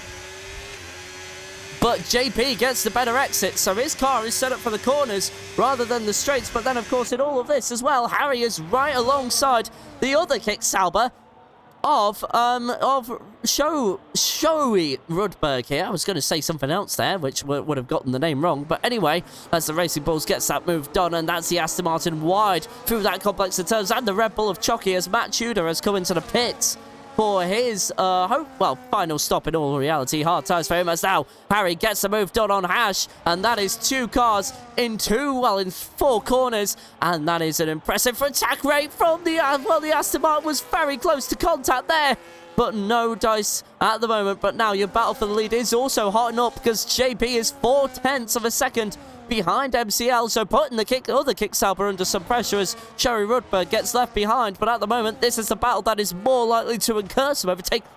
What was that? What was that? Was that Den Bliss on the back of the Ferrari of Dinosaur there, just making some contact? Den Bliss again having some bad luck. Last week qualified 9th, got into 4th, but around the outside of Dinosaur. Has got that move done. Is Dinosaur going to try and fight that back? No, he won't. And is he going to... Well, he will have the DRS as well once we get to the detection point. But Den Bliss at the moment on the move as JP takes the lead to the Grand Prix here in Las Vegas. But of course, with a 6-second post-race penalty, that will not worry MCL one little bit. Of course, 3 of those seconds will be removed, I would imagine, thanks to Dinosaur going into the back of the rear diffuser and outbraking himself, as Quincy reported earlier on. But now, side by side, into turn 17. These two are scrapping. Imagine if JP did not have his 6-second penalty. This would be great. This would be great stuff. This would be absolutely amazing. But of course, well, I do have to remember 3 of those will more than likely be removed. We have a caution in sector 3, but it's going to be short-lived because everybody is still facing in the right direction. And now, well, Hash and Shoei have swapped positions there, as there's another yellow flag as JP takes the lead of the Grand Prix again and takes it away from MCL. And MCL is currently being denied an easy 3rd win in a row here in Las Vegas. Now, of course, we haven't been able to talk to MCL for the first couple of weeks here. He's been on the podium, but hopefully, as it's the season finale, he can make an exception for us. And we'll see what happens there. But at the moment now, these two are about to do battle again. But there's Shoei and Hash in the background as well, battling for 7th place. No damage to either car there, but the Aston Martin taking a very interesting line through turn 8 there. But here we go. DRS is going to open for the kick Sauber of MCL. And JP actually gets a bit of a gap there. He might be okay. going into turn 14, and I think he is going to be. Yes, he is. So, JP, okay to keep the lead for the time being. And Dan Bliss is actually right on the back of Dan. Love it there, but of course not close enough at the detection point to take any advantage of that. But 19 laps to go, and this Grand Prix has come alive again. And luckily, no safety car required. We haven't seen the safety car since the ended on lap number 11. What happened with Zero? With with Zero remained. Oh, with Ren and Scouser. So Scouser had enough because of the driving standards, and it was basically the same. No, Rendog. Yeah, no, Rendog retired in the pits due to damage and getting a speeding penalty. So that's what's happened with those two, and the race has quietened down just a little bit, but there's still a couple of battles happening on track. We have third place here for Dan Lovett, and we have the lead of the race between JP and MCL, but MCL, if he keeps that within a 3-second gap, I imagine he will take the win from this Grand Prix. I don't see that changing, to be honest with you. Dan Bliss now, well, really only a couple of tenths away. Could he take away the podium from Dan Lovett? He is oh so close to doing so, and it would be a massive relief for the Williams driver, but Dan Lovett holding firm for now, but we're going to be in the DRS zone as Dan Lovett, I think, had a bit of a mess of an exit off turn 12. And here we go as MCL and JP swap for the lead again, but this is our immediate focus. Let's just go for a quick look there, but nothing to really see as Dan Bliss now opening DRS side by side as we go down the DRS straight, and that should be a comfortable move really for the Williams driver on fresher tyres as well by a number of laps, make that 11 laps to be precise, and that is a very comfortable move for the Williams driver, and now has, well, basically a 9-second gap. But here we go.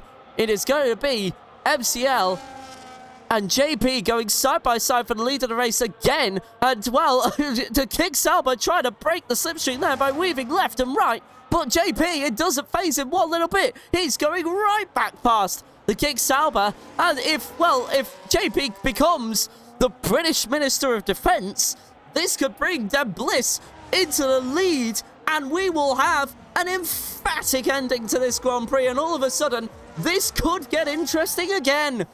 No safety cars at the moment. 17 laps to go as well. And all of a sudden now, Dan Bliss has a chance. He is in the shout. He just needed, I'll just give you an idea of his points coming into it. He just needs 15 points or more to secure 7th place in the championship. Of course, that honour is held by Ryan Brooks, the guy who's always happy with a podium. Ryan Podium Brooks, as I will now start calling him, as Hash now gets a 3-second penalty for track limit violations. That just gives Rudberg more of a chance to get 6th place there. But now JP and MCL swap for the lead again, and MCL through on that occasion. But JP not afraid to get scrappy, as we've already seen, and he will go at it again. 5-lap difference in the tyres, so surely JP cannot keep this up forever. But has he done enough to bring Dan Bliss into the question? It is 11.5 seconds, so it is going to have to be some effort from the Haas driver here. Of course, the Haas, in their own little battle, they started tonight 34 points behind second-placed Alpine, and the only Alpine driver is not going to finish this race, but Haas also have had a casualty with Elfenile even, as now Shoei, and, well, here we go, there's Chucky as well getting involved in all of this. Where has he come from? He's just had a good strategy, as now he's made a move.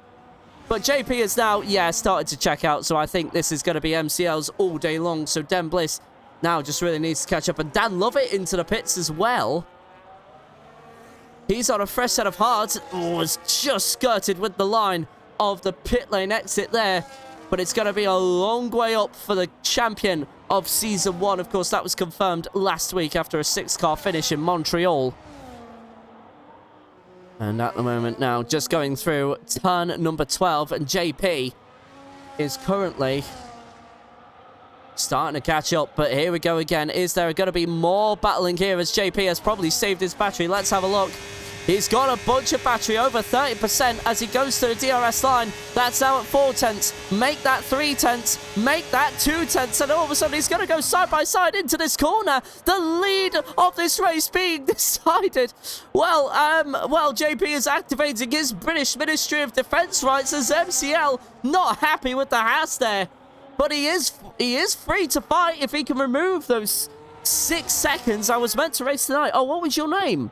Finn. I would have given you a bit of hype there if there. What's your ID in the Discord?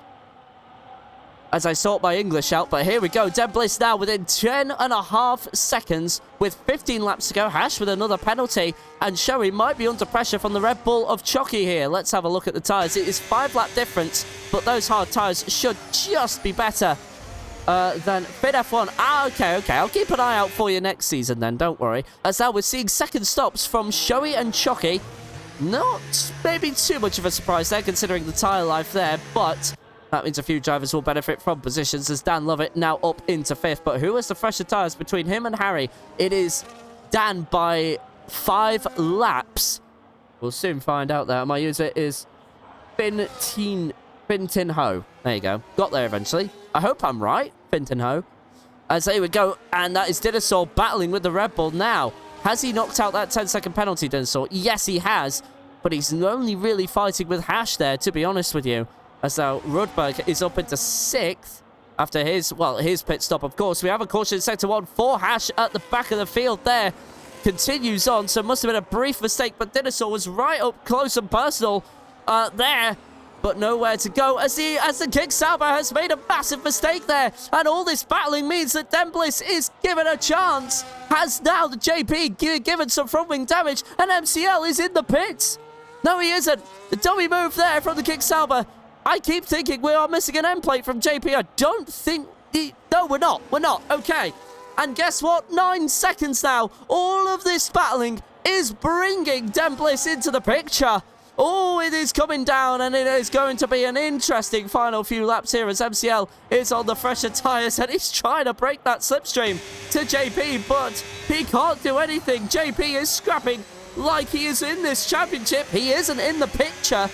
As well, there we go. We're going to see a swap for 6th place, and we'll come back to that in just a second, but the racing is coming alive like Fintinho. Okay, thank you very much. I'm so sorry. But also, I'm not gonna make fun of that name. But Fintinho, I will remember that. Don't worry. Thank you very much for giving me that phonetical breakdown. But at the moment, we'll have to look forward to seeing you next season, I would assume, which of course starts same time next week, same place on the NRRL Twitch channel, and of course season 2. Will be brought by yours truly, but I will kind of explore more. Well, I'll go into more detail about that at a later point. But there we go. JP has now been left behind, but Den Bliss is back in the picture. And is he on pace to take away the lead or take away the win from MCL? JP just doesn't have the tyres now to continue fighting with the Kick Sauber, and I think the Kick Sauber realised that and just decided to bide his time for a couple of laps and make his move. And those mediums on the Kick Sauber, on the Haas, have now fallen off. And I don't think there's really anything JP can do. He's going to get scrappy with Den Bliss. He shows no mercy to whoever he's racing. He's even raced with the admin as he's now deciding if he wants to visit his alien overlords or not. But stays firmly on planet Earth for this occasion. And there is Den Bliss at the back of your frame there, just going through what is turn number 4 there. So, yeah, that gap is ever increasing. But this is the closest battle on track. Chucky, Shoei, and Dinosaur. But Dinosaur with a 6-second post-race penalty to serve. And Chucky is just hoping to get a move done on the Kick Sauber. That was Rudberg there, just tapping the wall ever so slightly. And I don't see Den Bliss being caught at this point. 14.5 seconds. And Dan Lovett just trying to bring the gap down to Harry, who he was fighting with earlier on. I race Tuesday, Fridays, and Saturdays. Nice, that's nice. Okay. It's JP that usually handles the other days there. So, forgive me if I haven't been around, but the Fridays are handled by me. So I think your name did seem familiar, FinF1. I do remember that username. So, I'm not too... I'm sure I've commentated on you before, but I wasn't here for all of Fridays, so I'm sorry if I've missed a couple of races of yours. But you do sound familiar. I think you were here last week, if I'm not mistaken. But then again, I could be, as Dinosaur gets another 3-second penalty, so now needs 9 seconds on this gap. Oh, well, on this group anyway. But at the moment now, 10-second penalty for MCL for speeding in the pit lane. Oh, no! MCL has gifted Dembliss the potential win. And Dembliss now, well, he's going to also have to scrap with JP for these final laps. But 9 laps and 11 laps to go on these mediums. Well, 12 if you're being technical. First race was Wednesday. Oh, okay, so your first race was Wednesday. Okay. I must have been watching one of those broadcasts then, but okay. But the big heartbreak here, MCL with a 10-second penalty for speeding in the pit lane. And all he can really hope for is a 10-second gap on Harry behind.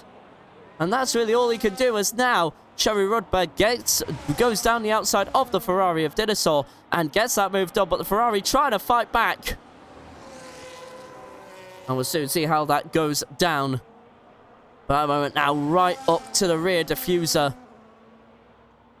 of the Kicksauber is Dinosaur. He's not giving this one up just yet. Side by side, down the DRS straight, and that's academic as you like. But the Kicksauber does not have anything to respond with at this moment in time. And now we are just waiting for, well, we are just waiting to see if Dembliss can get within that window. I think he's going to have to be within 3 seconds, to be honest. That 6 seconds I don't think will be enough, as Hash takes the fastest up of the race. Doesn't matter, though. He is 38 seconds behind the battle here, and Chucky is having a good race. But Hash has crashed it into the barrier. He will continue on, as I think he just went wide at the corner there, so no real dramatics from the Aston Martin. But either way, that will have been a scare for just about everybody else. We could have seen a 4th safety car. We saw 6 safety cars last week, as there's a Ferrari and a Kicksauber making contact. But because that move was done before the detection point, the Ferrari's going to come right back at him. And there we go. Dinosaur not waiting long at all. Gets past, but now Chucky is going to surely think about having to go. Is he going to gamble it all until 14? No, he can't quite get the move done. But he is going to be close enough for the over-under on the exit. And here we go. Double slipstream for the Red Bull. But of course, his engine temperatures will be increasing because there's no cool air going into that intake here, as the Ferrari defends into turn 1 very briefly, just to say don't try and make that move. But the Kicksauber, well, would have needed to have been dramatically late on the brakes, and that is a medium to high speed corner, turn 1, so don't think he really could have gone anywhere but into the other car. Chucky again tried to get close for a move, but he just can't quite get there. He's just not alongside enough when he gets into the corner, and within that DRS straight, it's going to be painful for that Red Bull driver. All he's trying to do is solidify a position in the championship for his team, as Matt Tudor is going to be scoring the least amount of points, but that's still 6 points, and now up to 8th place. That is 14 points going towards the way of the main Red Bull team, so they will hold off the Racing Bulls at this current moment in time. But Chucky will be just hoping for 2 more positions, and well, he will have one on Dinosaur, but just needs to worry about Rudberg. But it's Dinosaur that is holding the cards for the Kicksauber at this moment in time, but isn't playing any favours with the Ferrari. Of course, the Kicksaubers and the Ferraris are sister teams, but here we go. They're sharing the same engine anyway, but that little mistake from the Ferrari might be enough for Chucky to make a move, and he has done it. He is up to 6th place on paper, but they will both have DRS, and well, the Ferrari is going to part the sea, which is a Kicksauber and a Red Bull. He's down the middle, reminding me of a certain move back in Spa, but the Ferrari fights back on the Red Bull. He didn't make it easy for Chucky, and he's kept the Red Bull behind at this current moment in time. And Chucky, again with a window, but unable to do anything with it. And of course, while we're looking at this, Dembliss has brought the gap down to Shay P to 4.2 seconds. As there you go, the Ferrari pushes the Kicksauber along the corner. And it just looks like the Ferrari at that current moment has the better line, as Harry gets a 3-second penalty for track limit violations there. That is, where is he? Anyway, it doesn't matter. As Dinosaur there wasn't very happy with the Kicksauber of Rudberg there. And nearly swerved into the side of him there, but just gave him enough room, but just showing his displeasure going into the turns. They say if you to send the live. Yeah, I mean, if you want to. I mean, I can't really do Saturdays at the moment. I'm already commentating Monday to Friday. I'm not really planning on any more. Matt for the win, says FIFA Finn. Oh, goodness me. Well, that is a prediction and a half, and well, I will say, if he is on for the win, we are in for quite the 9 laps ahead, as it stands right now. Oh, Sunday, you said. Beg your pardon. Yeah, no, I won't be doing Sundays. That's my NFL day. So I do commentaries Monday to Friday, but NFL Sunday, my time. But anyway, at the moment, Dinosaur is having a very scrappy battle with the Red Bull and the Kickstarter, but the Red Bull is just not close enough as of right now. And, well, battle for the lead is also down to 3.5 seconds. We will cut to that in a few moments' time. I think Dan Bliss will want that done on track. And we'll soon see how that all goes. But MCL robbed, well, I say he's robbed the win, but I think he robbed himself of the win with that 10-second penalty for speeding in the pit lane. And now needs a safety car. And I'm just getting the feeling that we have not seen the last of the twists here in Las Vegas. If you were a gambling man, would you bet on one last safety car to bring MCL and Harry and Dan back into contention for the race win? And I would say, you know what? That is a very sensible prediction indeed. You don't need to commentate. Yes. Yeah, and well, FIFA Finn is saying, yep, I will bet on a 4th safety car. We had 6 in Montreal last week, and we were approaching the end of this race, and we still had another couple come through. It was perhaps the one of the longer races here in NRRL. Nearly a lock up there from the Ferrari on the limit of grip with those tyres. You just cannot count anything out as it stands right now. Chucky is starting to be left behind by these two, but still remains in DRS at 0.8 of a second. But Rudberg surely is going to think about a move, or is he then? Though he doesn't really need to. He's got 6. Well, he's got a 6. Dinosaur has, I think, well, it's gone to 9 seconds now, hasn't it? Yeah, it has. 9 seconds on on the Ferrari in front, and then Chucky is also in this as well. So he's going to have a position. He should finish 7th as things stand as they are, which will be 9 points towards his driver championship total, but also 9 points towards the team. And so at the moment, like we said before, I think that is well, that's going to be a 15-point swing as soon as we get to the end of this race. But Chucky still has work to do. Needs to keep it between the white lines for the final 8 laps. And Dan Bliss has also reduced that gap. And Dan Lovett also reduced the gap in front. And the Ferrari is a bit erratic entering the corner there, nearly into the barrier. And no damage to the Tifosi car as it stands right now. Going through turns 7, 8, and 9. Though, and yeah, no, it's all very much line astern as it is right now, but Dan Bliss is getting close to JP, and Dan is getting close to Harry to try and get those positions all sealed up, just in case if they are appealed to the stewards post-race. And Chucky, again, is seemingly checking out. Well, it's being left behind by these two now, so it really is a battle for 6th, but it's just between those two, and there's a Red Bull just coming to a stop there. And that was worrying me just a little bit there. I thought we were going to see another safety car, but Matt Tudor gets underway and he's back at racing speed down this straight. It was very generous to actually give him that much room, as now Dinosaur and Shoei are going to, well, thought they were going to go side by side there, but I think Shoei did enough to kind of force the Ferrari into a mistake. And now, can he get a move done into turn 1? I don't think so. Gap at nearly 2 seconds at the lead as well. 1.7 seconds, in fact.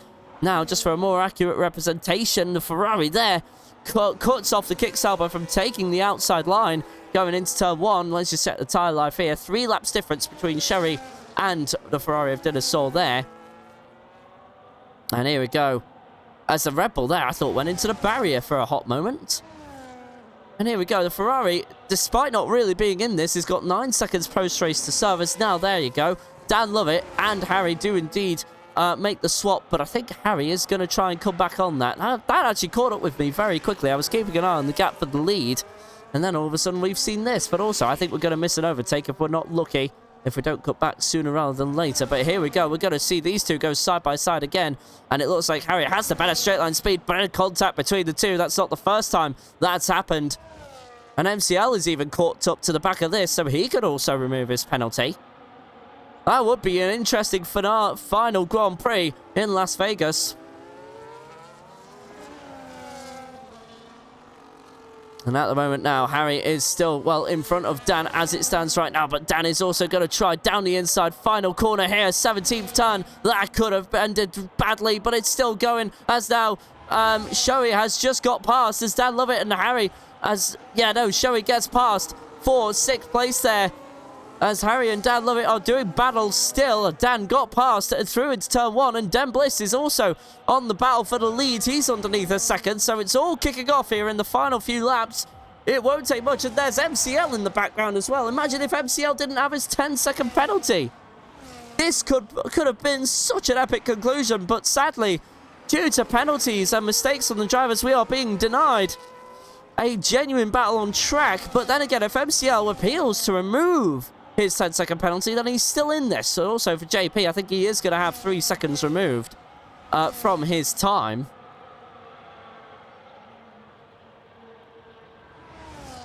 As there's been a compliment from Big Bruiser to Harry XIV here. Best sportsmanship I've ever seen again. Side let down by no issues at all. Great move. What we got if people's cognitive so JP Cox so said some dramatic scenes. I mean, we can see punctures. You never know. You never know. I don't think we are going to see any punctures. But anyway, here we go. Den Bliss is now fighting for the lead of the race.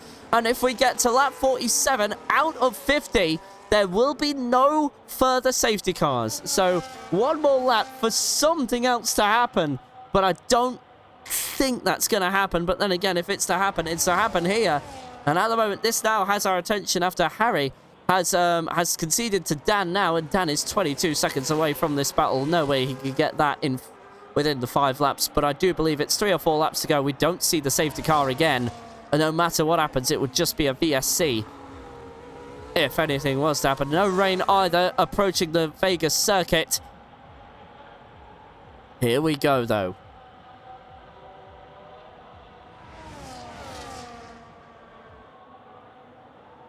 The top 3 are now approaching the second DRS zone. The last one. As massive lockup from Den Bliss there. That could have ended in absolute tragedy for the Williams. Let's see what can happen here. The Haas currently has the lead, and he's not afraid to get scrappy. Let's see what happens. Oh no, there is a caution. Haas has gone wide there, but he should be underway. But let's keep an eye on this battle for the lead. MCL has the straight line speed, but does JP cover off the kick Sauber? He does. Den Bliss and MCL side by side. Bit of contact between the two. And well, here we go. It is going to start lap 47 out of 50. One of these 3 will be in the lead. But well, as we start the next lap, who is going to have to concede? More than likely JP, but Den Bliss is fighting as hard as he dare. But he's not going to make a move into turn 1, but it looks like MCL just trying to find a way through. And at the moment now, MCL still trying to find his way through. JP to the inside, but there's Den Bliss as well. Opening DRS, let's see the battle. On board with the Williams, he looks to be catching, but nowhere to go in this first part of the turn. And as it stands right now, MCL is on the cusp of taking the lead of this Grand Prix. He will surely appeal his 10-second penalty if possible. And Den Bliss there looked like he was going to try and go down the outside there into turn number 7, but nowhere to go. And while the battle for the top 3 remains at under half a second here, these 3 are giving us a grandstand finish here. Doesn't matter about the penalties. Den Bliss will benefit from all of them, and he will take the win on track. But post-race, who will be on top after that? Well, it's certainly been no safety car hash there for a 10-second penalty for speeding in the pit lane. Is he seriously going to retire with 4 laps to go? 3 at the line. No, he isn't, but here we go. MCL leads this Grand Prix, and Den Bliss now. It is important that he makes this move now. Den Bliss to the inside, but not close enough. But, well, we all know how scrappy JP can get. We've seen it over the past couple of weeks there as MCL gets a massive run there as, there we go, JP's tyres are suffering at this current moment. And that's already a second checked out, so this is important for Den Bliss, but can't get the move done.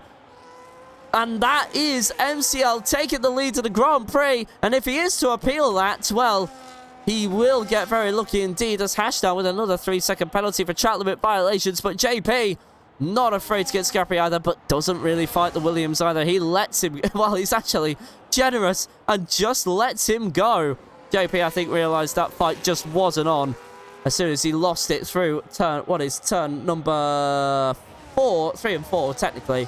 I think he just realised that move wasn't on. As Chucky and the Ferrari, Dinosaur has lost a bunch of his front wing there. Not quite sure how he managed that. That might have been to do with the brief yellow flag we saw earlier on. Is Dinosaur still going to go to the end of this race? Ferrari, of course, have solidified 9th place thanks to both McLarens retiring. So I think he is just going to see the end of this Grand Prix. And he certainly does. But what about Den Bliss? Can he put on a fight to MCL at the front here, or will JP look to get involved like he always has, looking to get scrappy as always?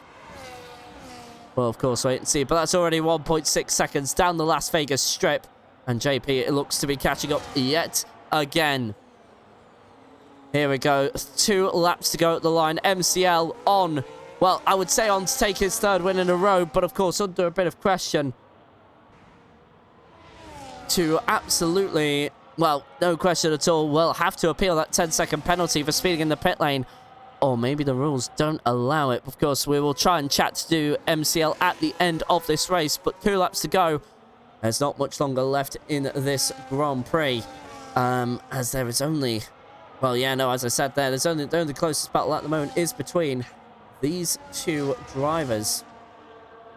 The Haas there trying to get close enough to have a go into turn 5, but no dice there. As you know, I keep hearing some contact with the barrier, but then it turns up into nothing. So yeah, no, at the moment, still no dice there from JP, but at the moment, MCL is the one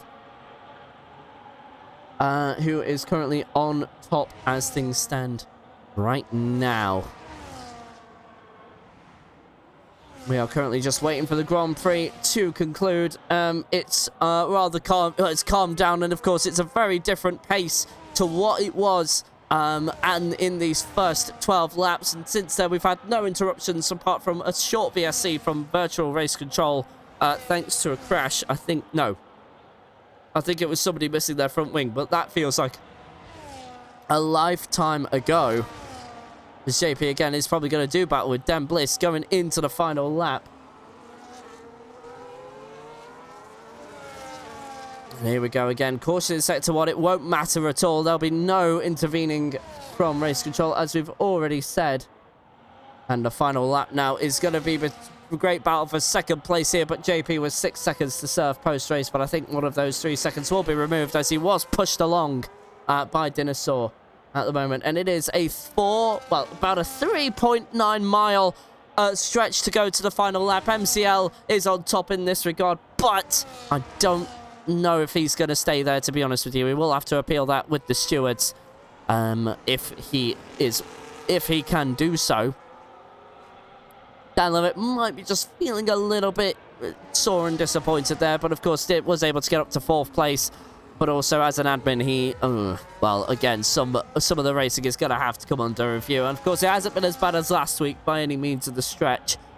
But otherwise, it's certainly since lap 12 and beyond, we've not really had anything to really complain about. And there's been some good hard racing from the guys since then. So, at least looks like it's a bright future ahead. Den Bliss there making contact with the barrier. Does this give JP an opportunity? He's got the better exit as Den Bliss dumps his battery down the Las Vegas strip. And there it is, recharging as Dinosaur takes fastest lap of the race. No points, no extra points, fastest lap, and JP all the way to the inside. They're going to go side by side down the strip. And, well, that is all said and done there from the Haas driver. And, well, will he keep that? But MCL is the one who is going to, well, technically take 3 wins in a row, but we'll have to appeal that with the stewards. He will come across the line to take the win in Las Vegas. But Den Bliss, well, after having to wait 2 weeks, he officially wins in Las Vegas now. And that is a win, but will it count if MCL can have his penalty removed? We will wait and see. But JP gets second place by the skin of his teeth. 1/10 separating him from third there. MCL put in a grand effort to try and separate the gap there. But of course, like I've said before, I think JP can appeal one of those 3 second penalties. But the other one I am not so sure about.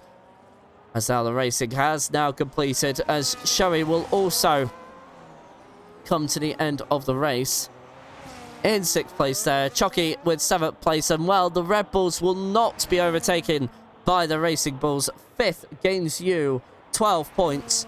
But with Chucky's 7th place, that guarantees 9 points. And with Matt Tudor's 9th place, that is a 16 point. That is 16 points. So in actual fact, that came from a Red Bull advantage to, sorry, a Racing Bulls advantage, and in the end flipped to the Red Bulls. So that is now, so from 9th to 7th, that is a total of 16 points over 12. So Red Bulls do hang on to 5th place in the end.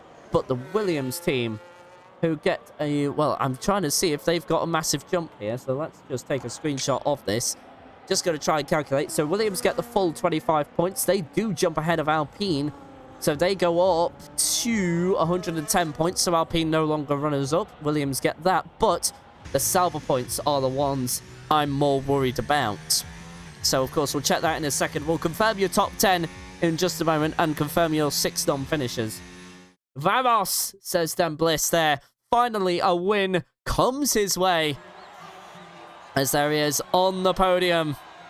Doing donuts. Well, foot donuts, I should say. Spinning around. Get out of his way.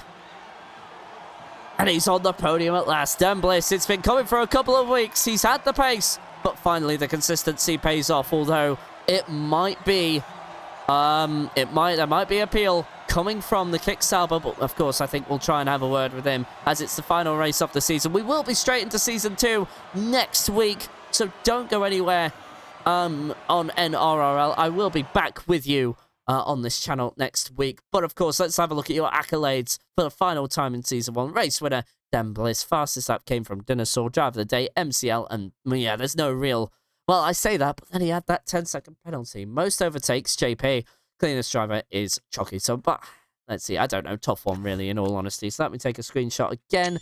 Just to confirm, it is Dan Bliss, JP, and MCL rounding out your top 3, with 4th and 5th going to Dan and Harry.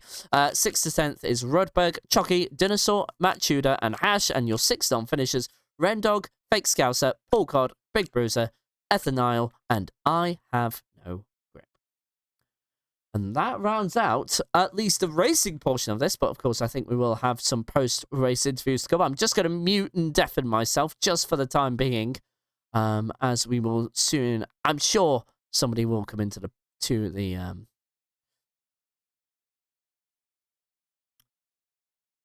there you go. So there you go. So post race, so there you go. I think there's just been a bit of confusion there. I just had to communicate with JP. Yeah, no, there's a lot of words being exchanged here, so I think.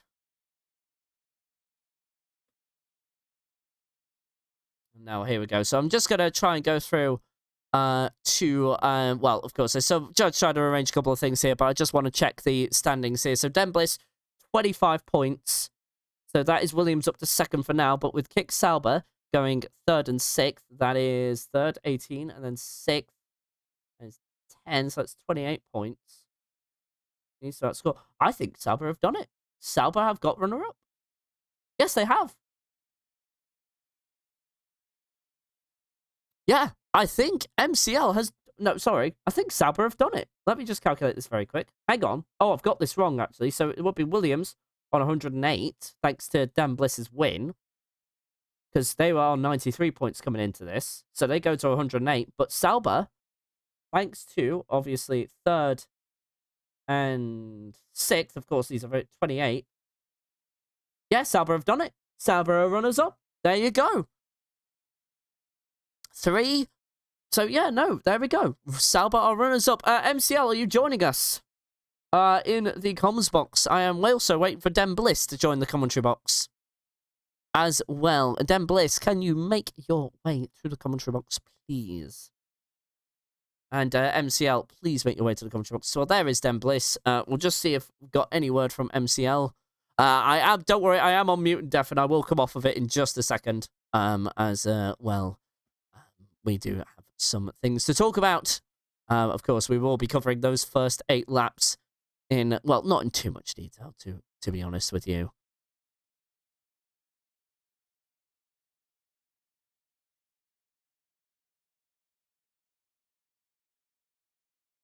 At the moment, we don't have any word from MCL. I think we're just going to get things started. So there we go. For the time being, we'll just see if MCL joins in eventually. But otherwise, we'll just get started right now. Den Bliss, it's been a long time coming. It's taken you 3 weeks, but congratulations. You are the winner of this race as of right now. I don't know if there's any appeals going to come from MCL. He could appeal that 10-second penalty, but it doesn't look like I'm getting any word about that as well. We can ask him in a second, actually. He's just joined in. But Den Bliss, let's focus on the positives. Great win. Long time coming. Oh yeah, thank you very much. Yeah, it's been very long since my debut and unfortunate P4 in Austria, but I've been building up since then. Just practice, and I've got what I wanted in Las Vegas. And what was the secret to just making that work? You had an absolutely awful start there. You got pole position, and then all of a sudden, by turn 5, you completely were at the back of the field. What was kind of the task up ahead for you? Was there anything that you were thinking was like, oh, no, this is a bit beyond me? Or were you pretty confident you could make your way back up to the win? Well, obviously, people say don't give up, But yeah, when I crashed in the opening lap, I kind of got my confidence to a down low, and it really affected my race pace, and overall I didn't know I was going to win this race, but here I am. I'm very happy to be on the top step, and I'm just shocked. And of course, this was the last race of the season, so there wasn't the only stakes that you had coming into it were going from 9th to 7th place. You with the 25 points that you have gone and done that, so you've actually ended up in your 3 races here, finished season 1 in 7th place, but of course there has been dramatic changes to the driver order. But does that give you some confidence going into next season? Could we be seeing you going for a championship charge if you're going to be with us full time? Well, obviously, I'm not going to be sitting back watching Dan win another one, but I'm going to have a shot at the championship next season. Of course, there's going to be contenders such as MCL, Dan, and lots of other fast drivers that, showed their pace and their skill in this game for the past 3 weeks that I've been here. It's going to be quite difficult for next season, but, I'm very much up for a challenge, and yeah, I'm just, we'll see. One last question from me, and then I'll move it on to our second place driver, which is, just let me double check that, which will be JP. But yeah, one last question. Like I said, what has been the learning point for you over these first 3 races with us? Is there anything that you've learned that you'll be taking into next season, or has it just been refining your skills and then just going for it next season? I mean, for the past 3 weeks, I obviously had some mistakes there and there, and I always learn from mistakes like every other human being does. And I usually just learn that when you crash in the first stages of the race, it's never over. There's a long way ahead of you, and you just gotta make the maximum out of what you can do, and achieve the potential of that race. And it's just don't give up when you make a crucial mistake in the race, and just carry on. Den Bliss, congratulations on the win. Very great words from you there. And hopefully see you next season, and hopefully see you here a bit more often. Congratulations again. Thank you very much. From the winner to second place, we move on, and it's usually your commentator here in NRRL. It is JP. Congratulations on the win, my guy. Yeah, there's been some scrappy fighting from you, but how do you feel about that race? Thank you, my friend. I'm sweating like a madman, I must say. I much prefer being in the commentary booth and just shouting rather than all of the drama of being on track. But no, I mean, I'm very happy to get second. I did not expect it at all from, I think I qualified 8th. There was, under each safety car at the start, I had to pit for damage. So I wasn't expecting anything. So I must say I'm quite surprised that I'm here more than anything. And obviously, yeah, I think it kind of surprised all of us as well that you were right up there fighting for the podium. Of course, you were actually, by the time the first pit stops had come around, once the 3 safety cars had, kind of made their way out, you were actually up there with the podium. When did the belief start to set in that you were like, okay, I can actually do this and actually be in the top 3? I think, obviously, I had the penalty, so that was the big thing. I got pushed off track and got the 3 second, and then the other 3 second was completely my own doing. But with the penalties, I was more focusing on looking at the gap rather than looking at how quick I'm driving or how quick guys behind me are or anything else. But I think once I'd got into the lead and I was battling MCL, and the less said about that, the better, in my opinion. But once that had all started to transform, then I sort of realized, okay, maybe I can finish 3rd here. And then MCL came in, got the 10 second. I thought, okay, maybe I can be 2nd. And then, yeah, it was a whirlwind of emotions, but I would say it was probably sort of when I was leading and when the pit stop for MCL happened, that's when I was like, okay, maybe there's a chance.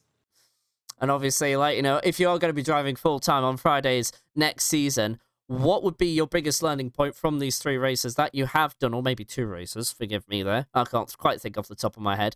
But from the first 2 or 3 races that you have done in this season, what would be your turning point into season 2 and just to take away from all of this? Well, I'm driving for VCarb next season. I'm going to talk to them about getting a force field upgrade, because it seems to be any time that any other driver is near me, it doesn't go well. So I'm going to talk to them. Maybe we'll go down the route of, what are they called? The guys in the F1 movie, maybe get some spikes installed on the wheels or something. I need some sort of defense tactic. But no, I mean, it was all just a big learning experience. It's the first time I've done 100% races ever. So it's all been quite a big learning curve. But I mean, to be second in second, 3rd race, I want to put my name in the hat for the championship next season, but I won't go that far just yet. We'll see how it pans out. We'll certainly add a certain depth to your commentary going forward from here. That I'll give you that. But some fast and furious tactics from JP to end on that note. But JP, for tonight, congratulations. That's 2nd place for you. And, well, we'll see you next season.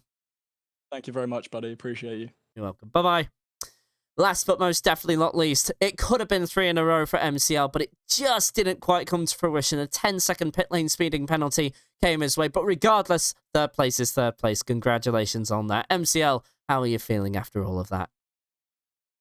Yeah, I was trying to keep everyone entertained. I thought going from last to 1st wasn't good enough, so I thought do 3 pits and get a 10-second and try and challenge myself. Yeah, I made it difficult. And are you looking to appeal that 10-second penalty by any chance, or was that your own mistake and you're just going to keep it? No, it's well, yeah. My race engineer, Andy Price, told me to pit again. And yeah, I shouldn't have. And okay. So, obviously, moving on. And, I was just going, we were talking about this as well just before, the build up to the race, just through qualifying and whatnot. You were on for 3 in a row tonight, and, even starting from last to first, I've seen certain drivers pull off miracles like that, and you were just oh so close. But the main thing I would like to kind of focus on upon from that is championship is on for you next season. You must be feeling confident if you're going to continue racing here. Yeah, I should have made a hat-trick tonight. Too much messing around. I should have just drove and finished. But yeah, maybe a championship next year. We never know. Difficult in the Sauber, though. Oh, no, I can understand that one. But, I mean, I guess just like I've asked the other drivers, is there any learning points from these first 3 races that you'll be taking into Season 2 that we can see you take advantage of as you go through to try and potentially, hopefully, take your championship. Don't listen to Andy Price. All right, then. MCL, it's been a pleasure speaking to you for the first time, but sadly not as a winner, but in third place. Thank you so much for taking my questions, and congrats again. Cheers, third Dave. place. Take it easy. You too. Bye-bye. And with that, that concludes Season 1 of the Friday 100% division. We will be back with you next week for the continuation of the 100% League. I'll just bring up some dates for you in just a couple of moments' time. I know that I was sent something, and I don't know if I'm under well, no, I'm not under any NDA, but I think I have lost them.